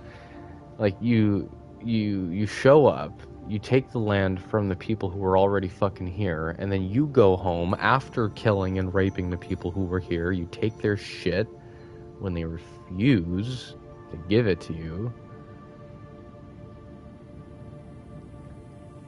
And then you call them savages in your propaganda.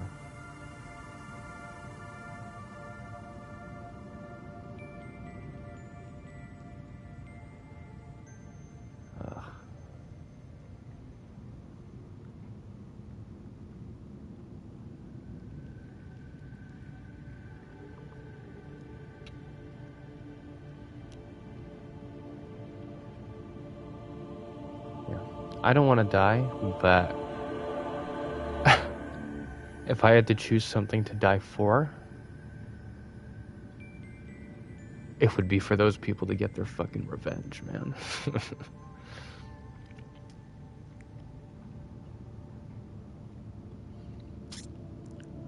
Because not every context, not in every context is revenge not synonymous with justice, especially with something this large of a scale. Like, to aid in Black and Indigenous liberation globally is to aid in the freeing of humanity. That's what I've realized. That's what I've learned.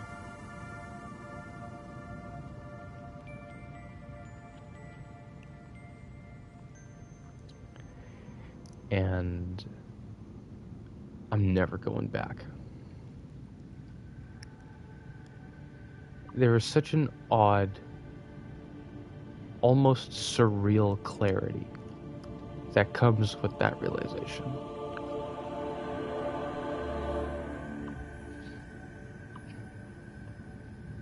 And I'm never going back.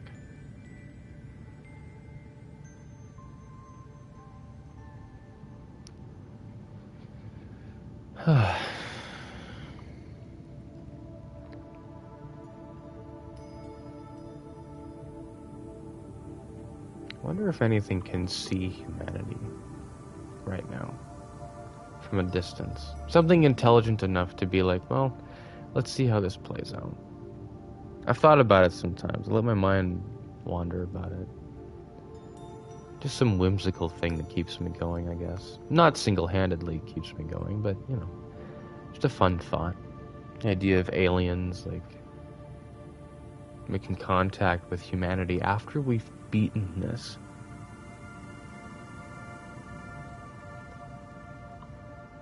And I'm playing...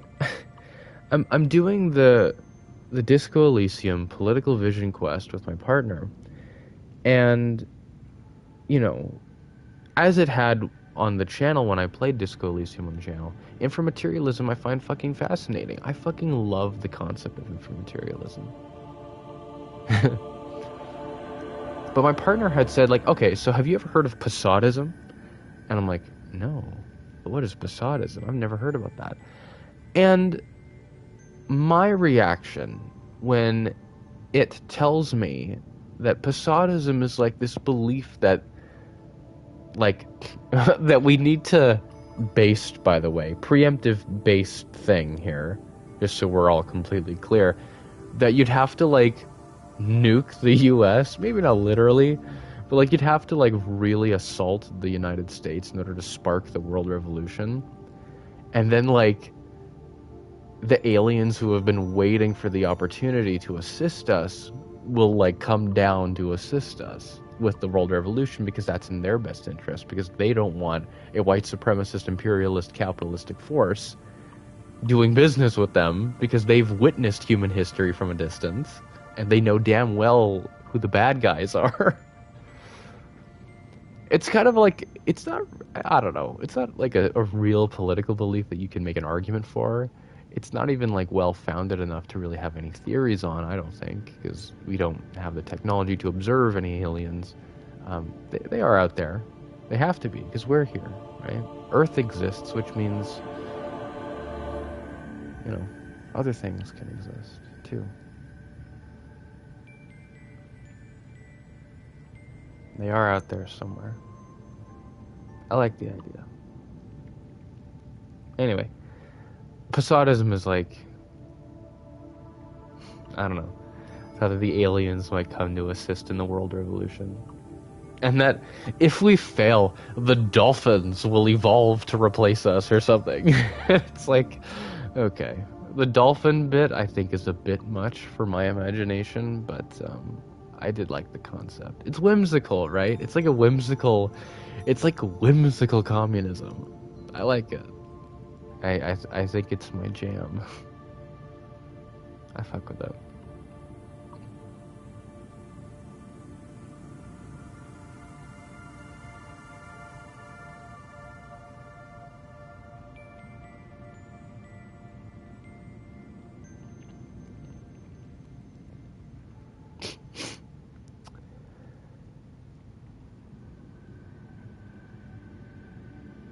Wonder if there's a planet like this out there.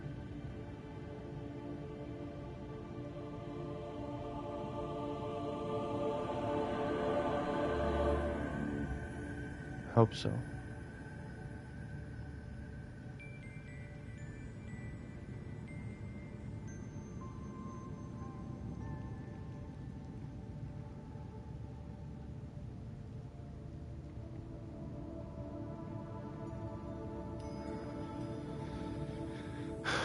Hope so. Maybe someday.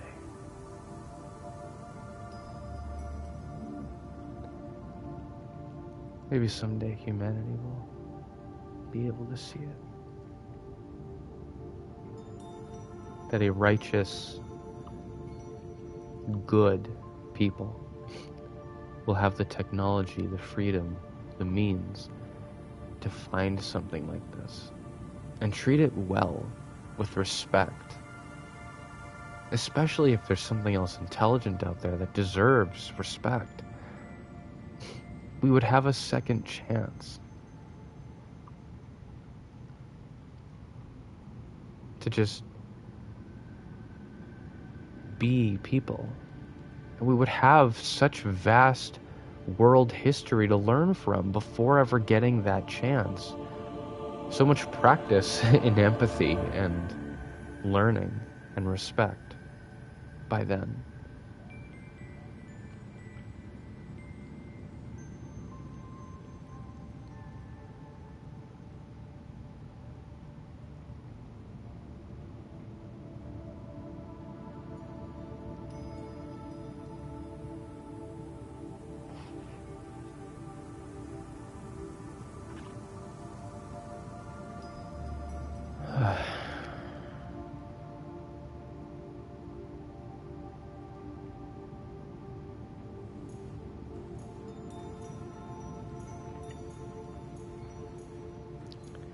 Well, oh, excuse me, what time is it?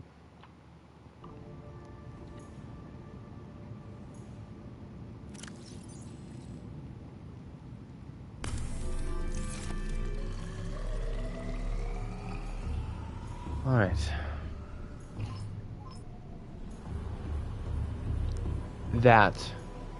All that is what I wanted to say today.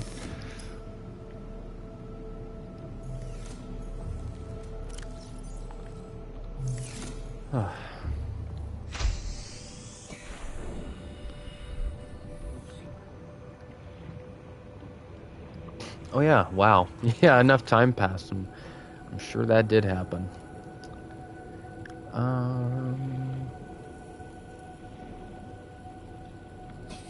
You know what I'm gonna do? You know what I'm gonna do? I'm gonna do something crazy. I'm gonna do something wild.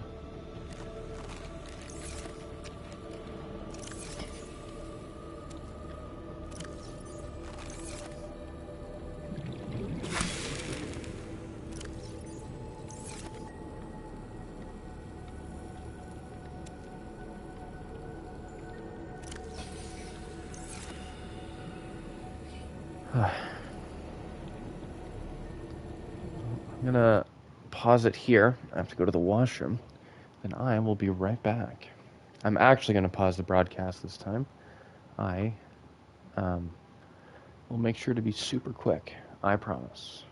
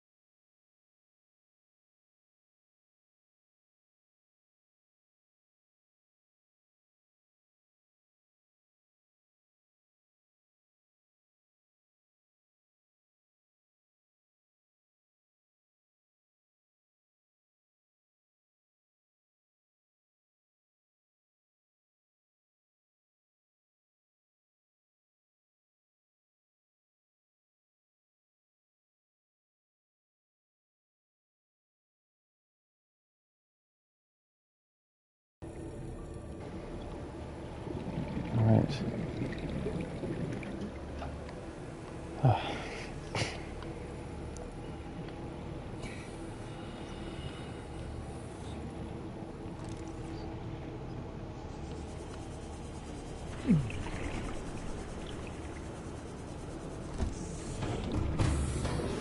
Welcome aboard, Captain. All systems online.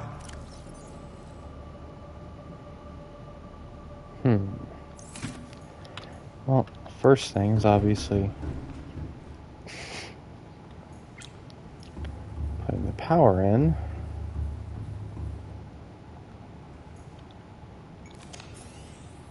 Batteries did not drain while I was gone.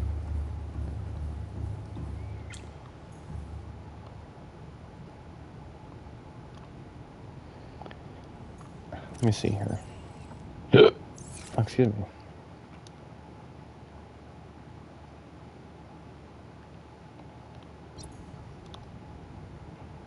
Engine powering up.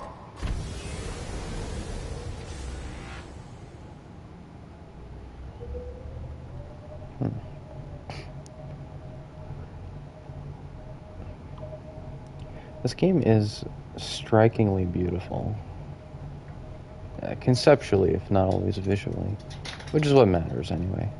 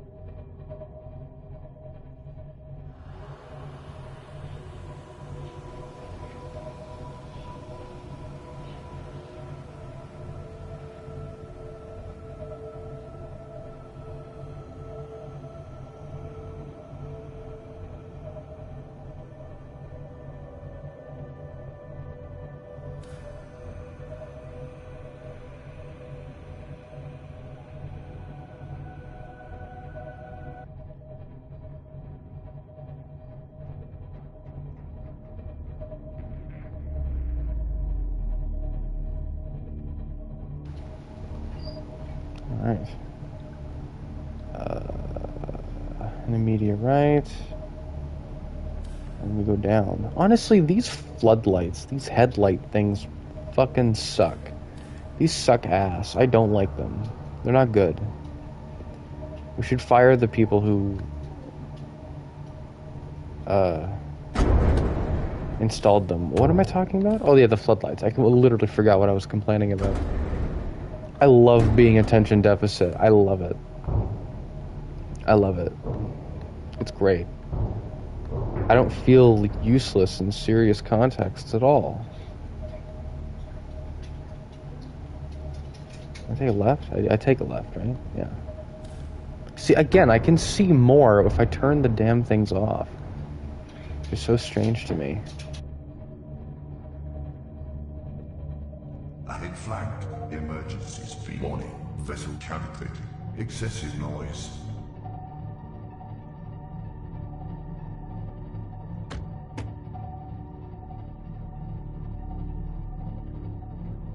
Warning. Engine. Ahead standard.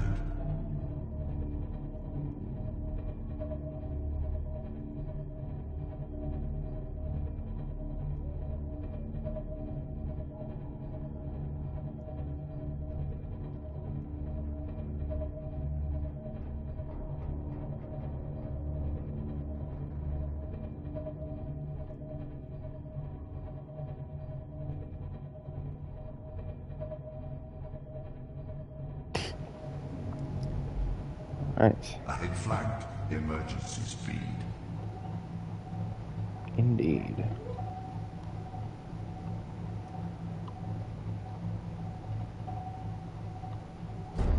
Ahead standard. Warning. Vessel calculated. Excessive noise. Oh, that's squished.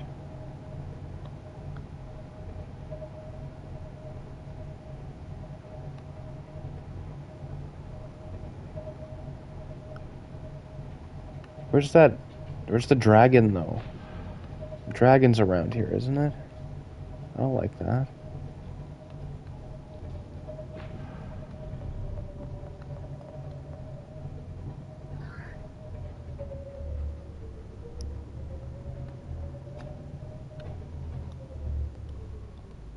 Engine There we powering are. down.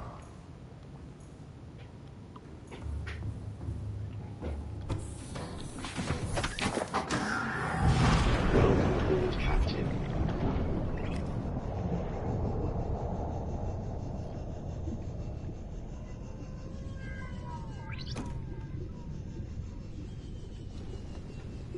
I can hear those fucking leeches leeching off of my thing.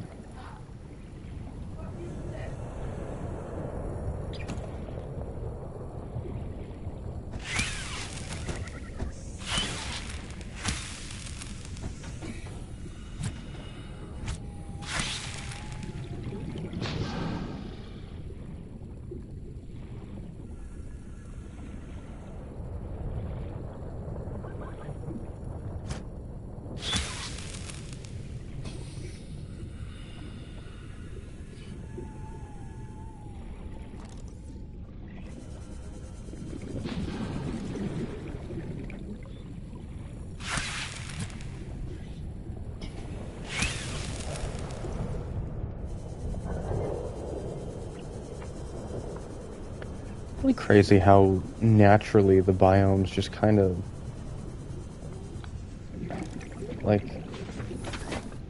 how they just kind of meld together, like how they transition.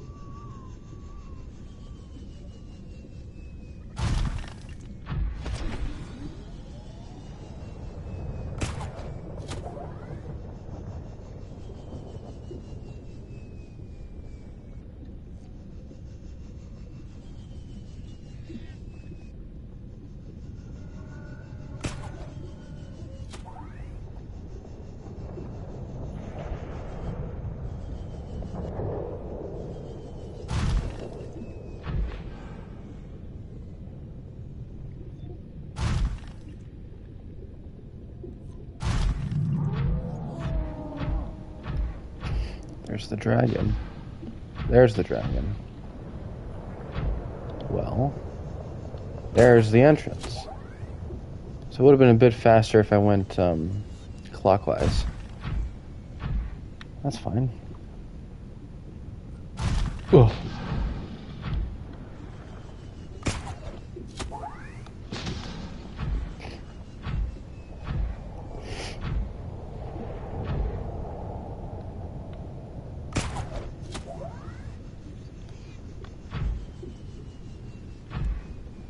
Yeah, this thing is kind of really tucked away, isn't it?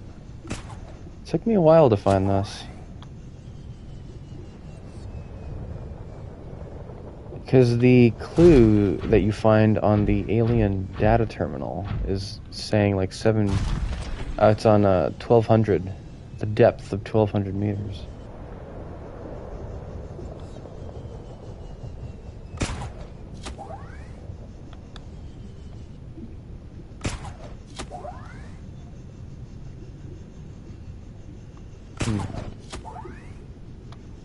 Oh, there it is.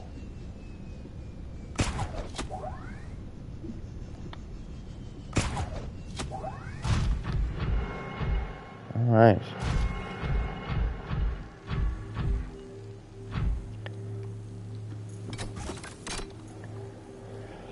Whew.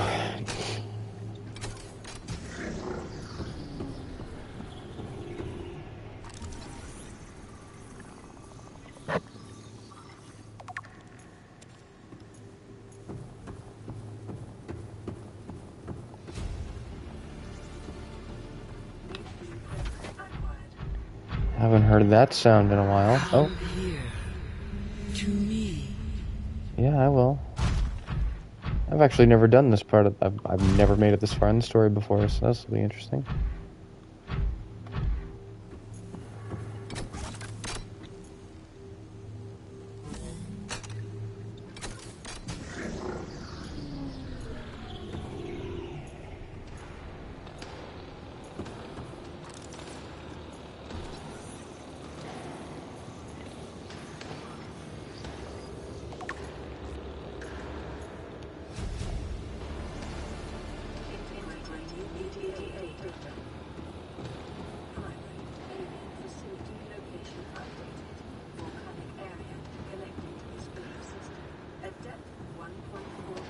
Well, okay, but then you make this easier to find than that one. I've already found the containment thing. Integrating new PDA data. Can I make ion batteries now? Power blueprints for the main Oh, ion batteries. Batteries that are actually fucking worth anything. Please?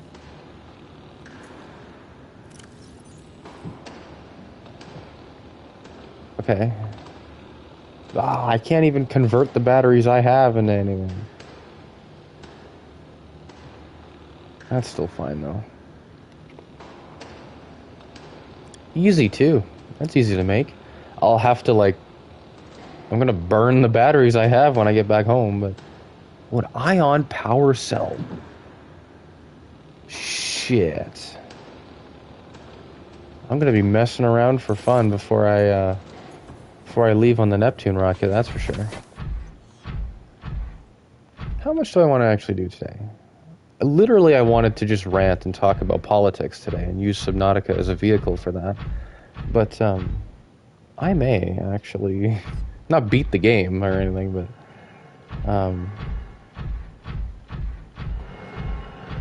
I may check out the Sea Emperor and see what's going on there. I'd be curious. See what's going on there. See, there are two entrances, aren't there?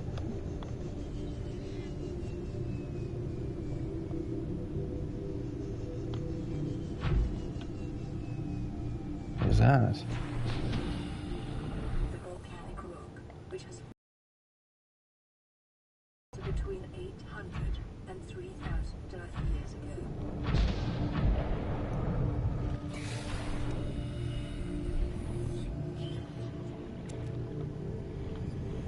I'm assuming that's a river or a lizard thing. Lizard creature person thing.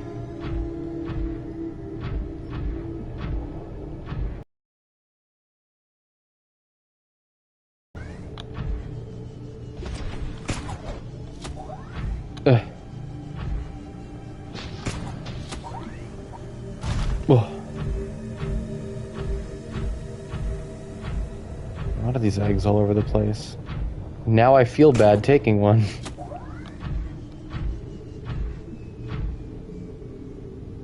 It's a different entrance? Where is this? Where is this that it is an entrance I did not see? Oh, it's even closer. I missed this? Shit, I guess I did. Really? Shit, I guess I missed it. Okay. There's two entrances. I mean, I'm never going back there again.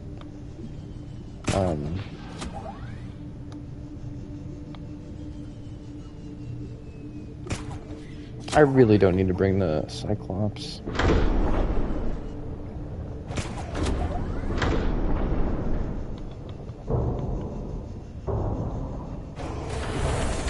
Welcome aboard, Captain. All systems online. Hey.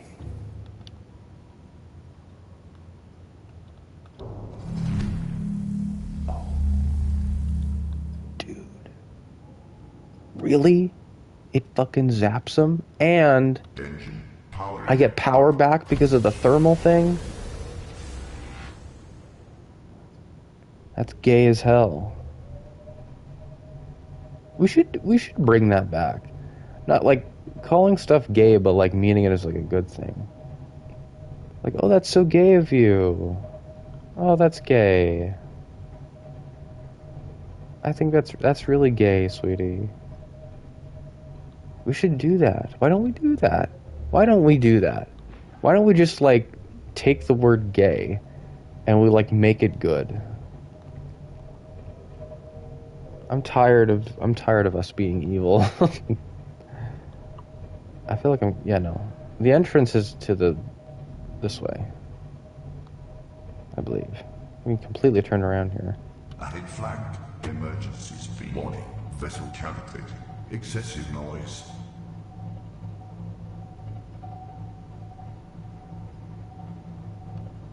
It would just be easier if I was in the prawn suit, honestly.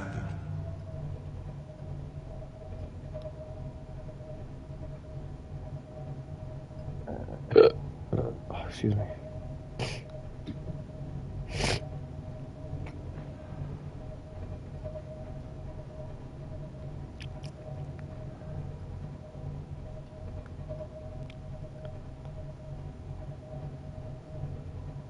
Yeah, it's just been easier. It's like, I mean, the thermal thing is a nice luxury, but I really don't need it.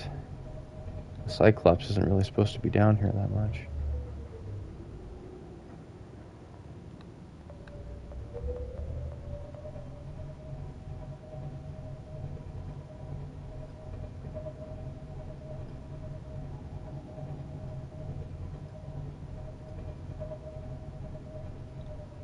Okay, well, I don't know why the hell I chose to do that. Okay. Leave me alone, dude.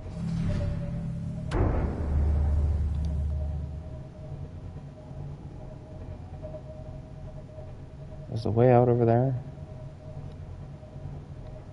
I'm kind of lost. I'll find my way. After. Ahead flagged. Emergency speed. Warning. Vessel calculated. Excessive noise. That's the way out. Yep, I remember that arch right there. I remember that arch because that is the arch that a kyanite deposit is. Engine powering down. Zap everybody.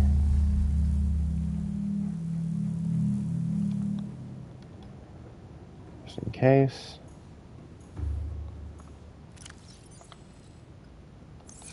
In case anything happens, which it probably will.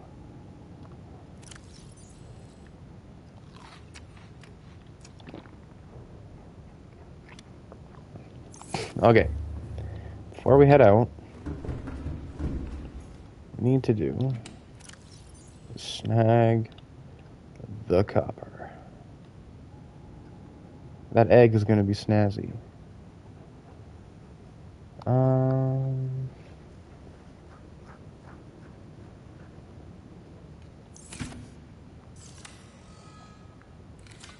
The repair tool, I feel like I don't really need anymore.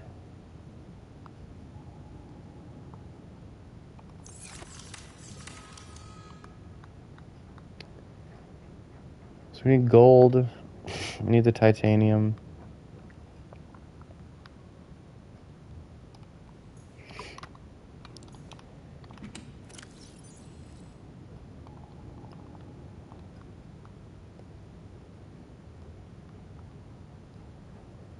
Just put... No, I need the stasis rifle. Just...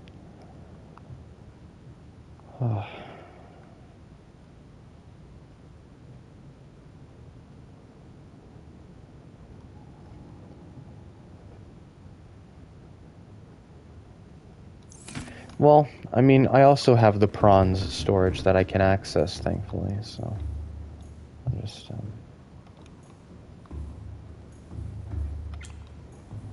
I'll just do that.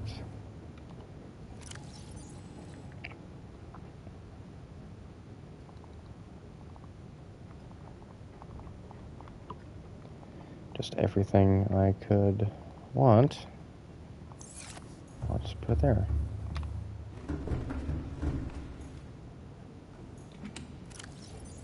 Titanium, we just need all the titanium. Lead.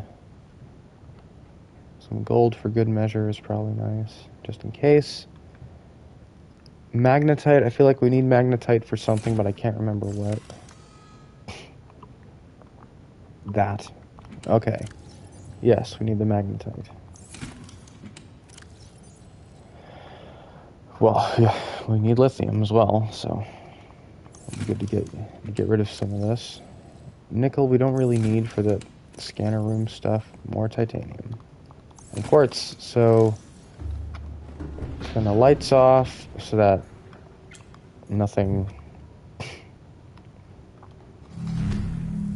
Just kill everything that's on this, is attached to it. Ouch. And then we're kind of Gucci. What? okay, we would be if I took the suit, if I took the prawn suit, this thing that maybe that would be better. Captain. Who knows? Who knows? A strange, mad world.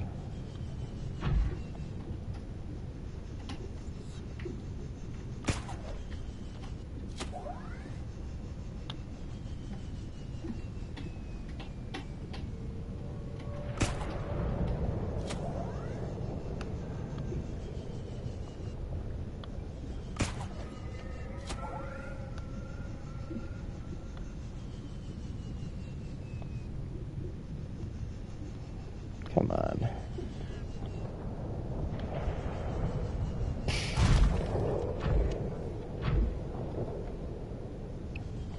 Okay, well, what did the PDA say? Southwest?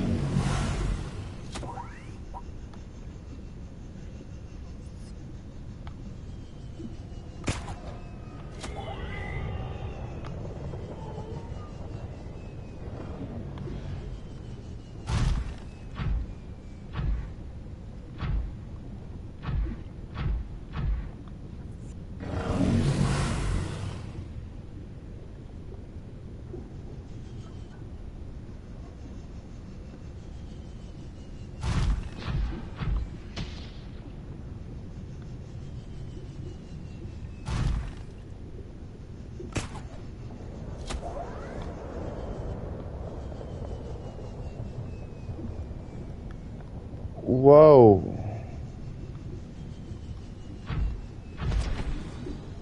Okay. I feel like I'm losing the plot a little bit here. Oh yeah, I totally went the wrong way.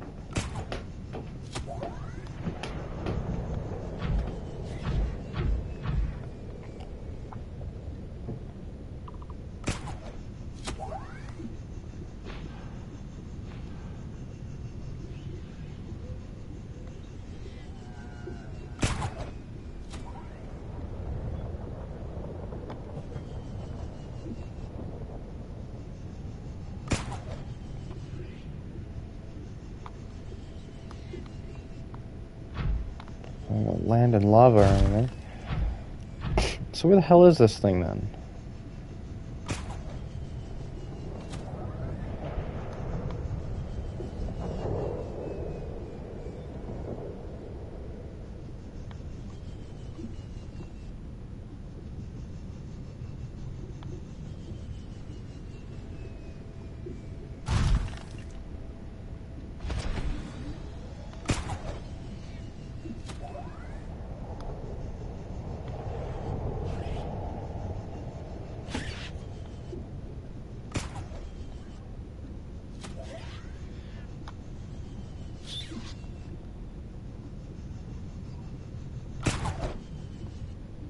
Eh. Eh. Eh.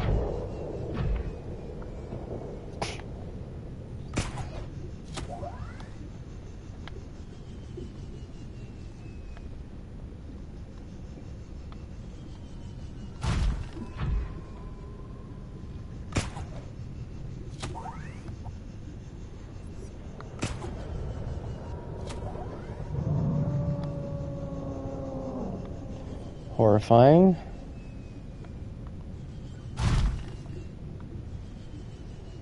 It's over here, right? Maybe it's south, whatever. It's not south.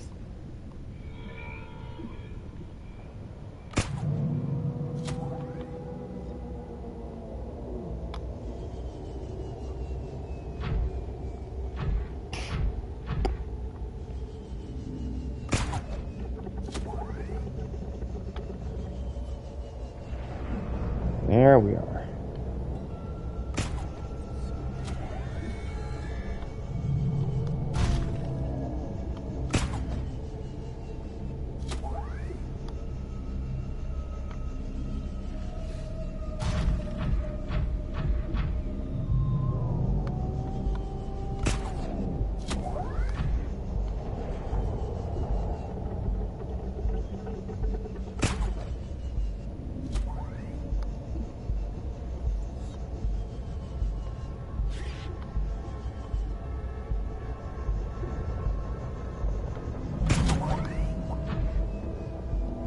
Yeah, see, I already started a base a little while ago.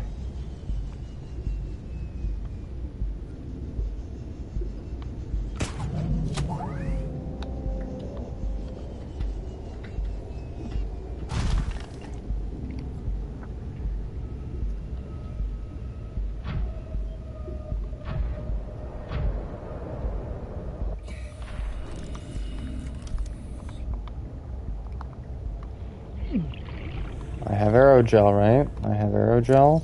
Okay. Good. Good.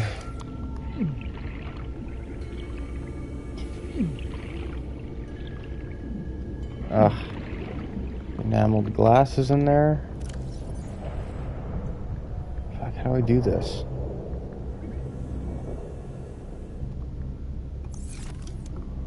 I have to...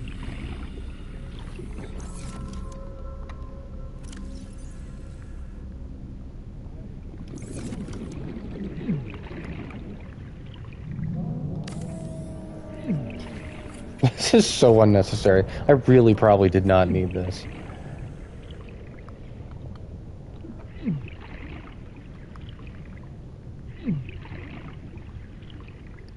We'll just see. We'll see what happens.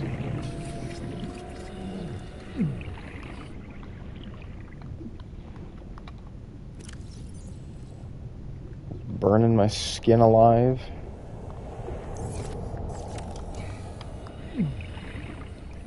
Okay.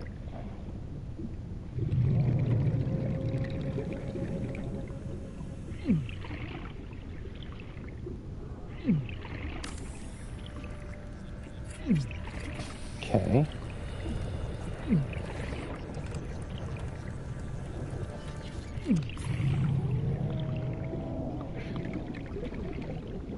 That's a red hot reinforcement.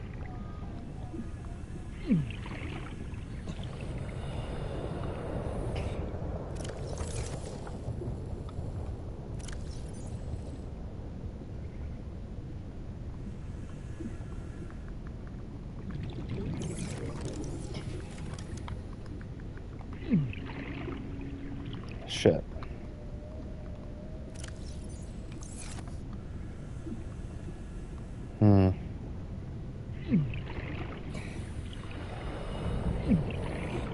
Shit.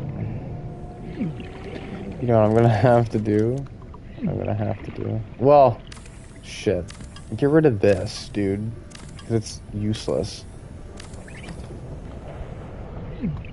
You.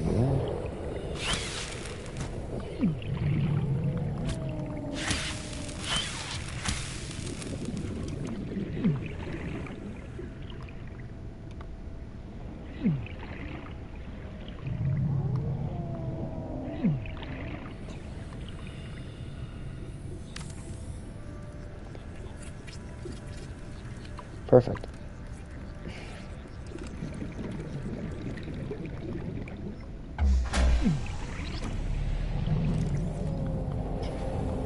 Power restored. All primary systems online.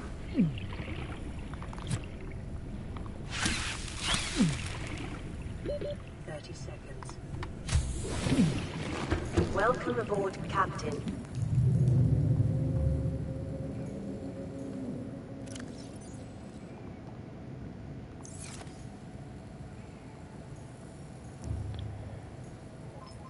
Really? Really? That's all that's here? That's wild. There's gotta be more.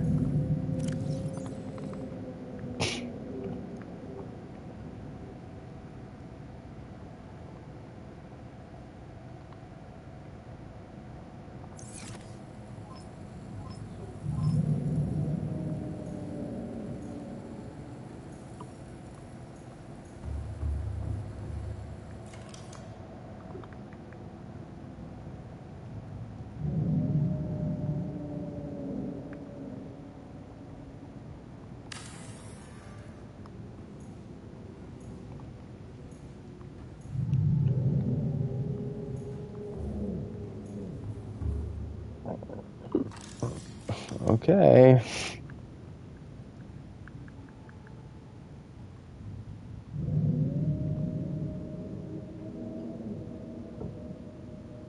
pumps oxygen from a powered habitat to an attached pipe network.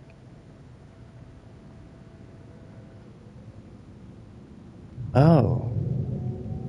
Did I never, like, read that properly? That's so funny. How did I not know? Captain. That's so strange.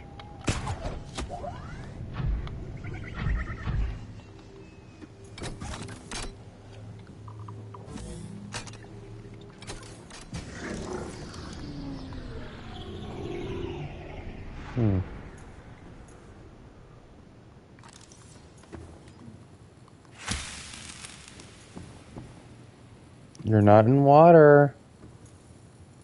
You're not in water anymore.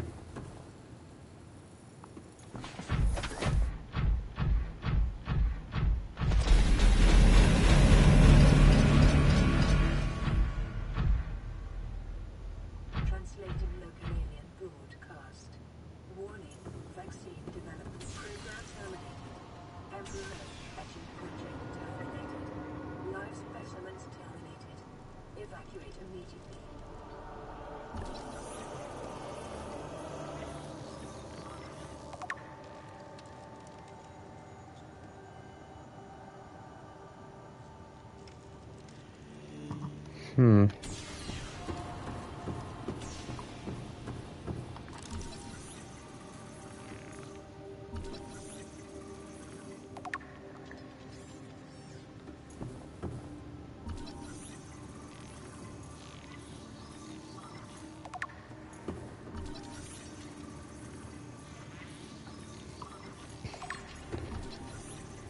Are we gonna meet, like, are we gonna meet the big lady herself?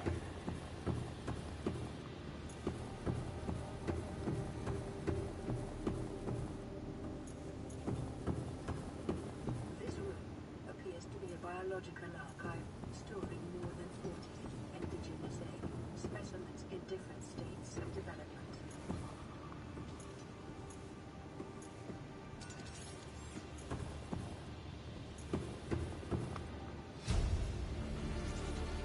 Integrating new PDA data.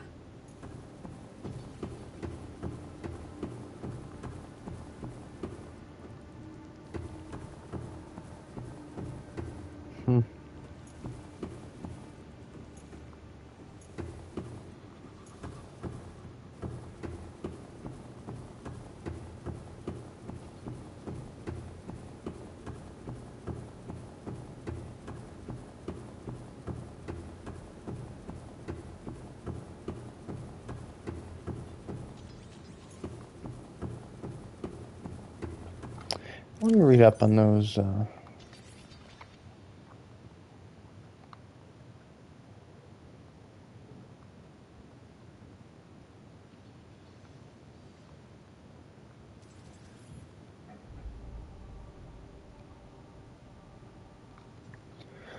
This device is of alien origin, although its design is relatively simple. Purpose: its low threat level is at odds with the advanced technology apparently available to its designers, suggesting it was intended more to patrol alien facilities and repair damaged infrastructure than to deter invaders.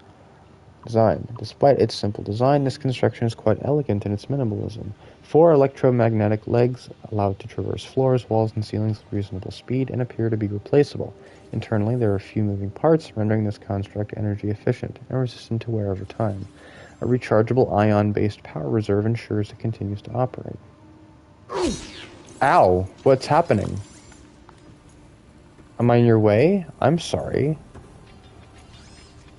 I wasn't trying to be in your way, little man.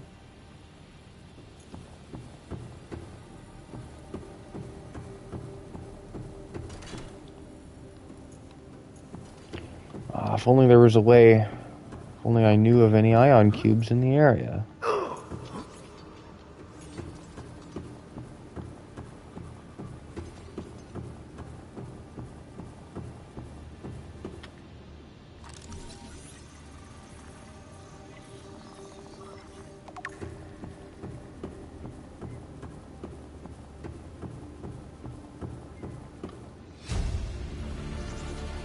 Integrating new PDA data.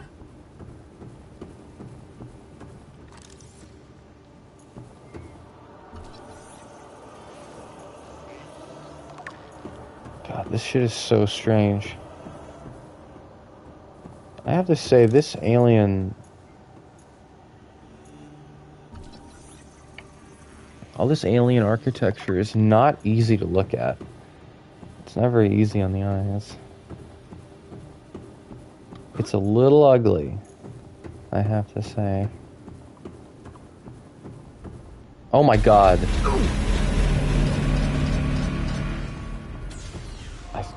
I thought I was going to die. Hello? Ugh. Oh well.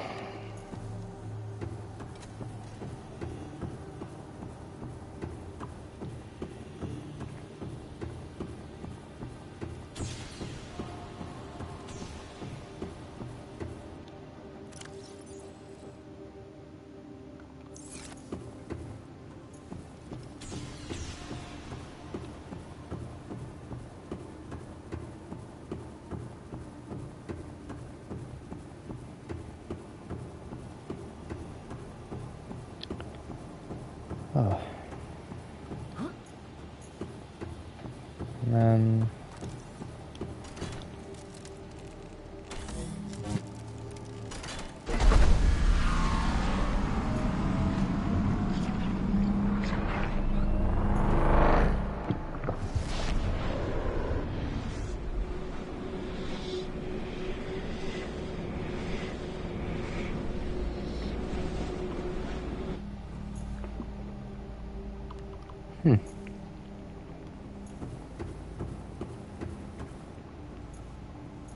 What?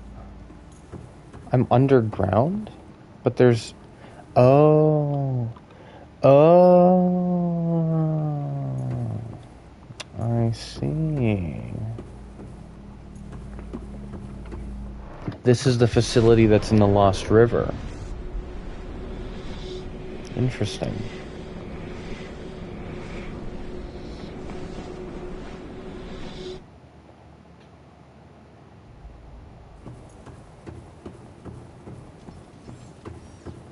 It's all very... For such an intelligent and technologically advanced species, this is all very inconvenient travel. Couldn't you just teleport to wherever you wanted?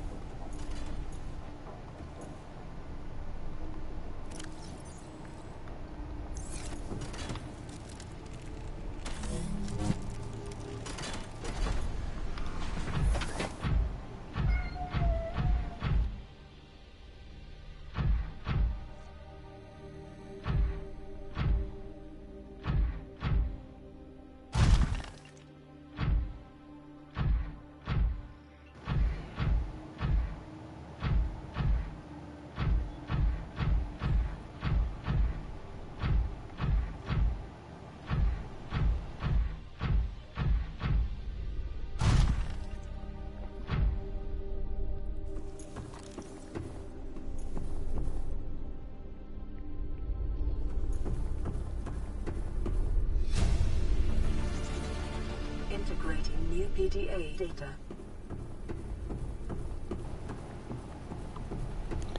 Oh, my cat just threw up on the floor. You good? You getting the last bit of it?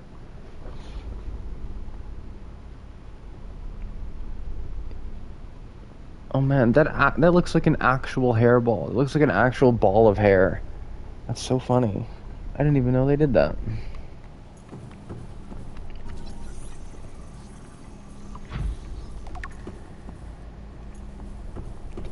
I just made like the prawn stomping sound. So why did they abandon vaccine?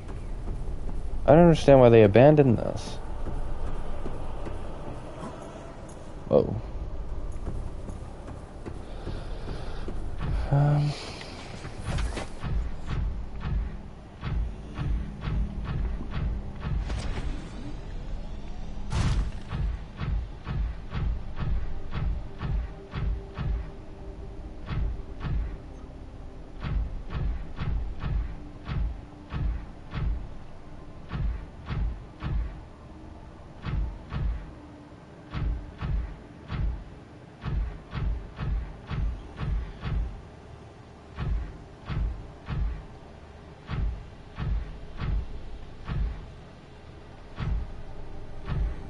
lot of these teleporters.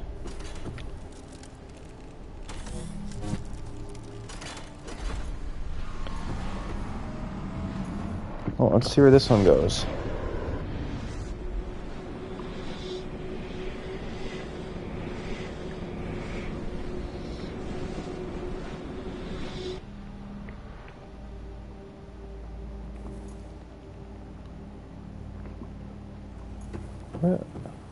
What the hell is this? It's underground again.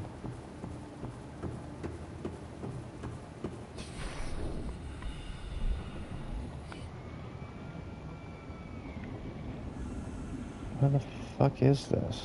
What?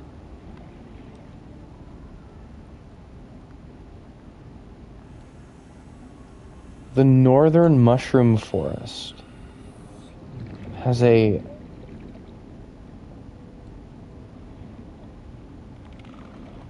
Okay.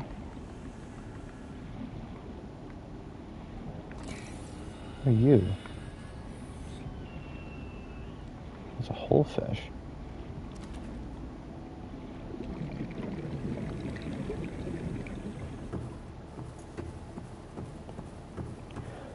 There was someone, I heard of someone who had a time capsule in this game, and they sent, it was just a whole fish and lubricant, and they're like, have fun.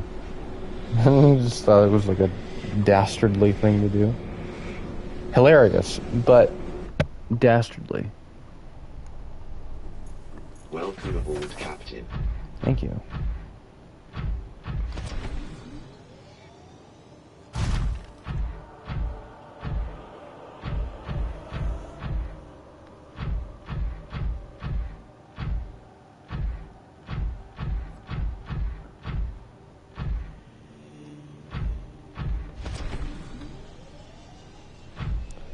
Let's see where this one goes.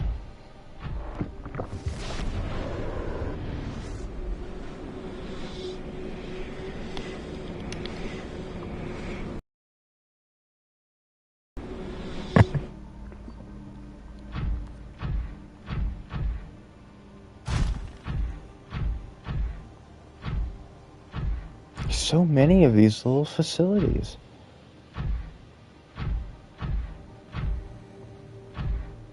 The bulb zone?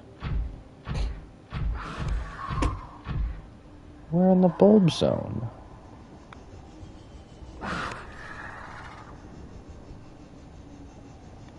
So this is like a far bulb zone then.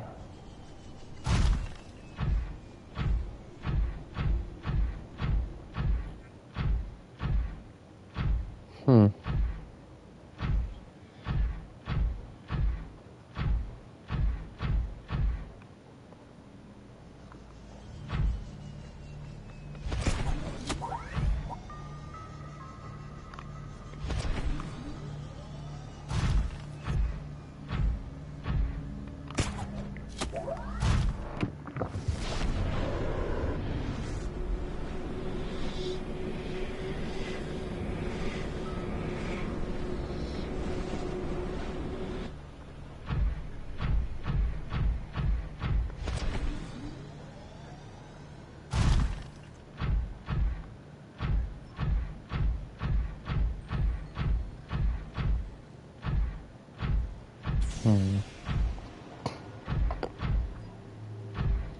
So, what is it gonna cost me?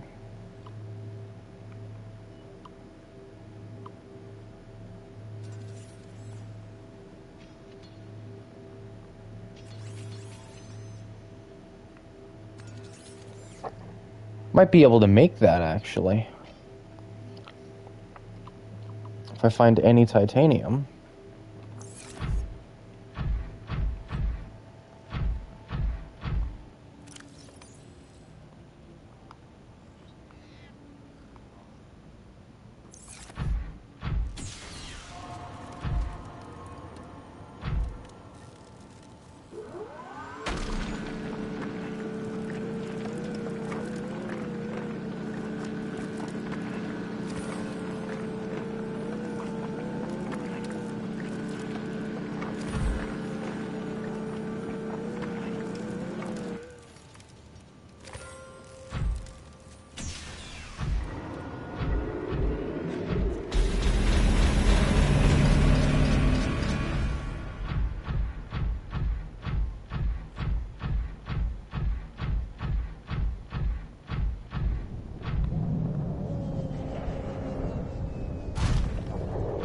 Well, I will be able to craft on the Cyclops, however. I'm gonna take a whole bunch of kyanite, though. We're gonna say hi to the Sea Emperor, and then we're gonna...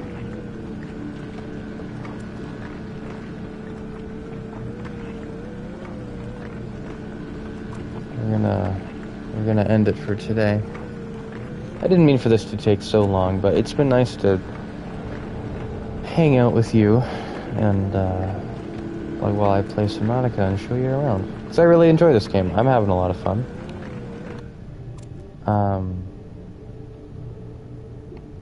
Yeah. Useless. This thing was completely useless. I really did not need to build that at all.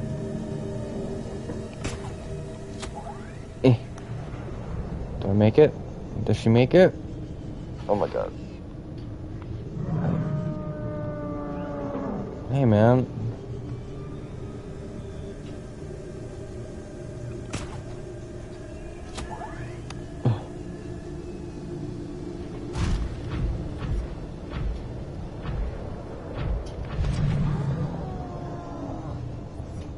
Almost sounds pained when it yells. You know? Strange.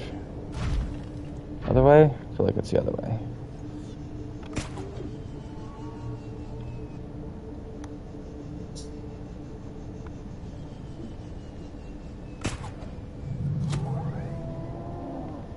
Maybe not.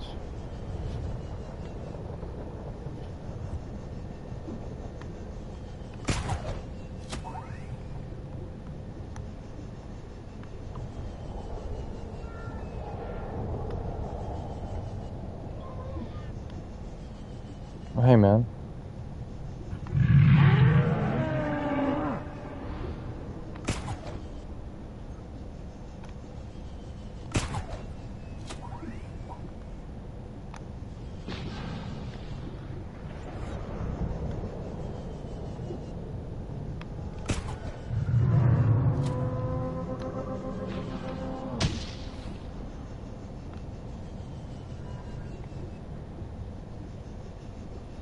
Almost.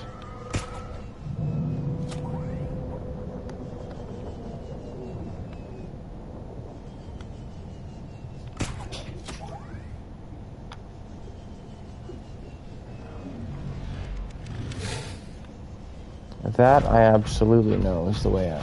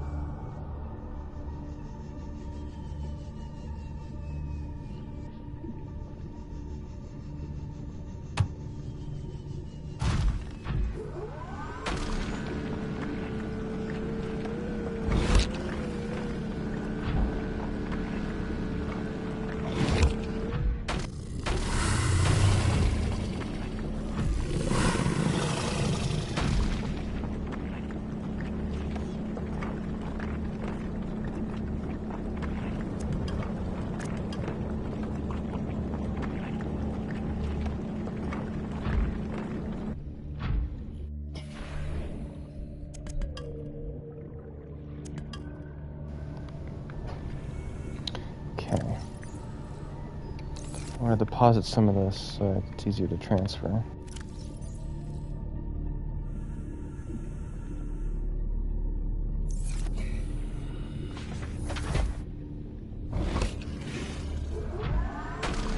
Seek fluid intake.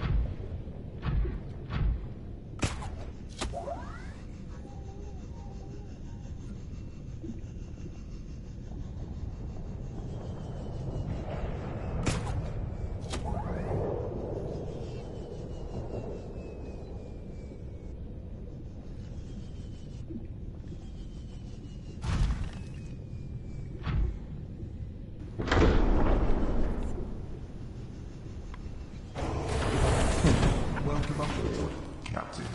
All systems online.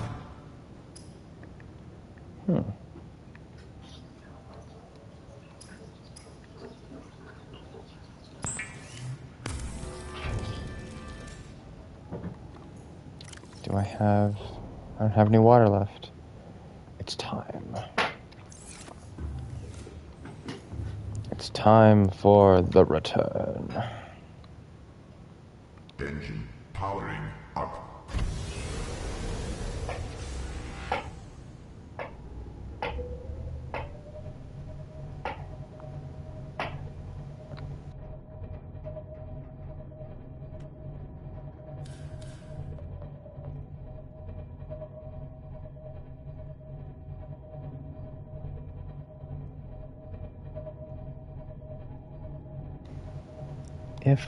If I could even remember where I am supposed to go.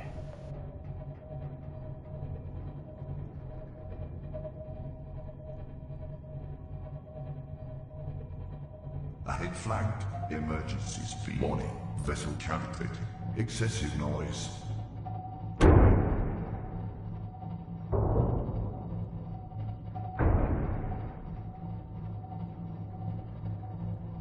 Ahead standard.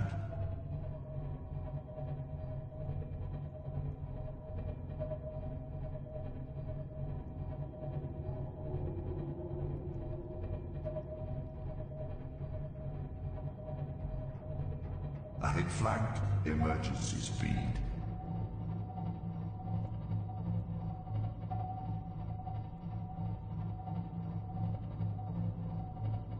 Seek fluid intake immediately. Warning. Engine overhead standard.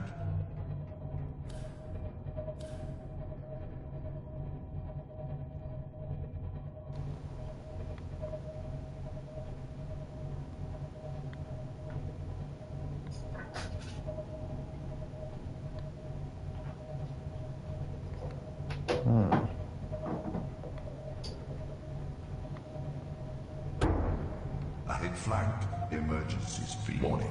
Vessel calculating. Excessive noise.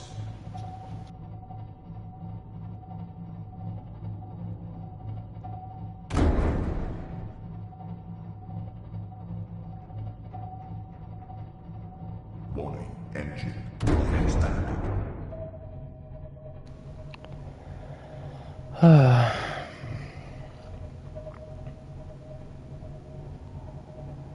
Maybe I'll just deal with the Sea Emperor on my own.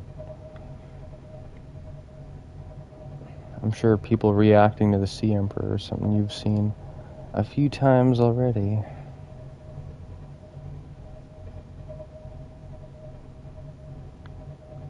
And I'm gonna have to drive the Cyclops all the way back to the zone. Or just take the prawn. And if I just take the prawn, it's gonna be a bit of a chore to just fly back up. But honestly, I don't know. Ahead flanked. Emergency speed. Would it be better? Warning. Vessel calculating. Excessive noise.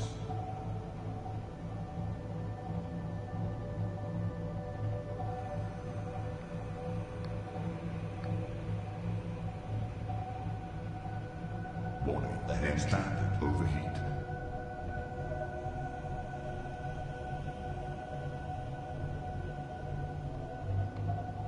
Warning, engine overheat. Warning, fire neutralization system active. This little song that plays, it goes way too hard. Just the wildest thing.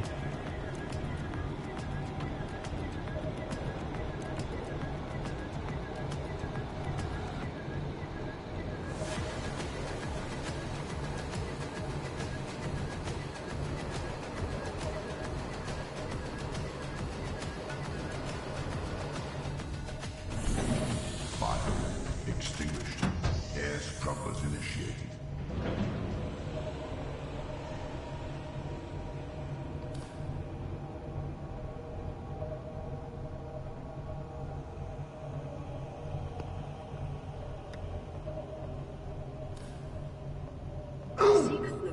What are you? Oh, It's low. wow. Powering That fucking scared me.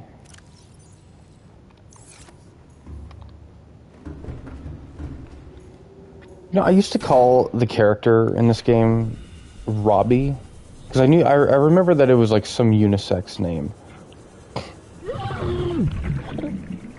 But their name is Riley.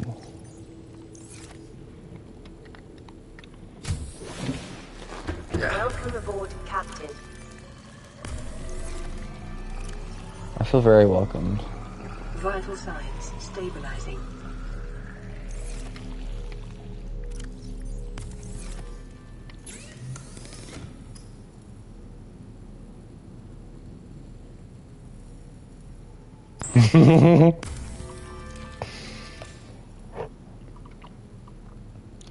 Do you think a cured whole fish would make it, like... I don't think the lube would improve it, right? I feel like the lube wouldn't improve it at all. Is that bad? Is that a bad joke? Maybe it is.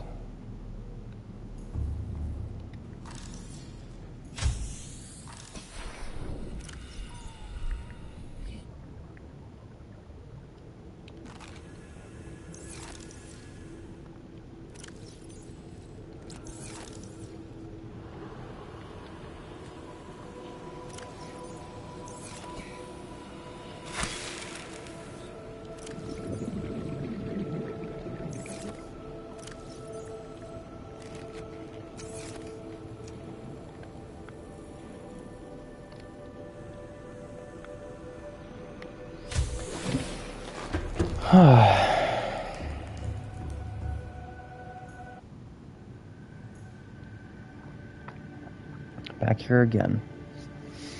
Well, that was it for today.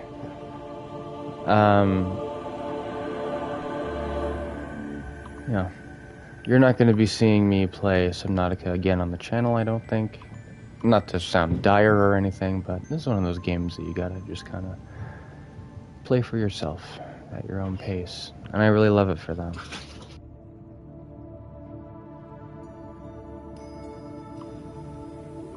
I think I said most of everything I wanted to say. Just, I don't know. After Wolfenstein and, you know, Disco Elysium and In Stars in Time, I never really, like, was able to process my, like, feelings and beliefs. And I know this is, like, an easy thing to say, but, like, the last time I played Disco Elysium on the channel, I hadn't, like, really woken up yet. Like, I hadn't quite figured it out. Like, I was hearing the words, and I was like, yeah, capitalism is bad, obviously. White supremacy is bad, obviously. But it's like... And, like, you know logically how... Like, you know that everything works. But... there is a sort of, like, really unyielding hope that comes from knowing history. And I'm not a history buff at all. But like knowing that no problem today is a new problem that has never been seen before in any way. There's an odd... It provides a very interesting means to like look forward to the future. That, like, you know, you gotta envision it. You gotta envision a future where we've bested all of this together.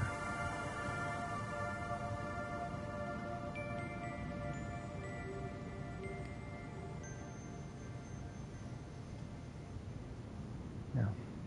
Anyway, yeah, that was about it. Thank you all so much for watching and listening to me yap for quite a bit today. I deeply appreciate it. I love you all. And I'll see y'all next time, I guess. Bye-bye.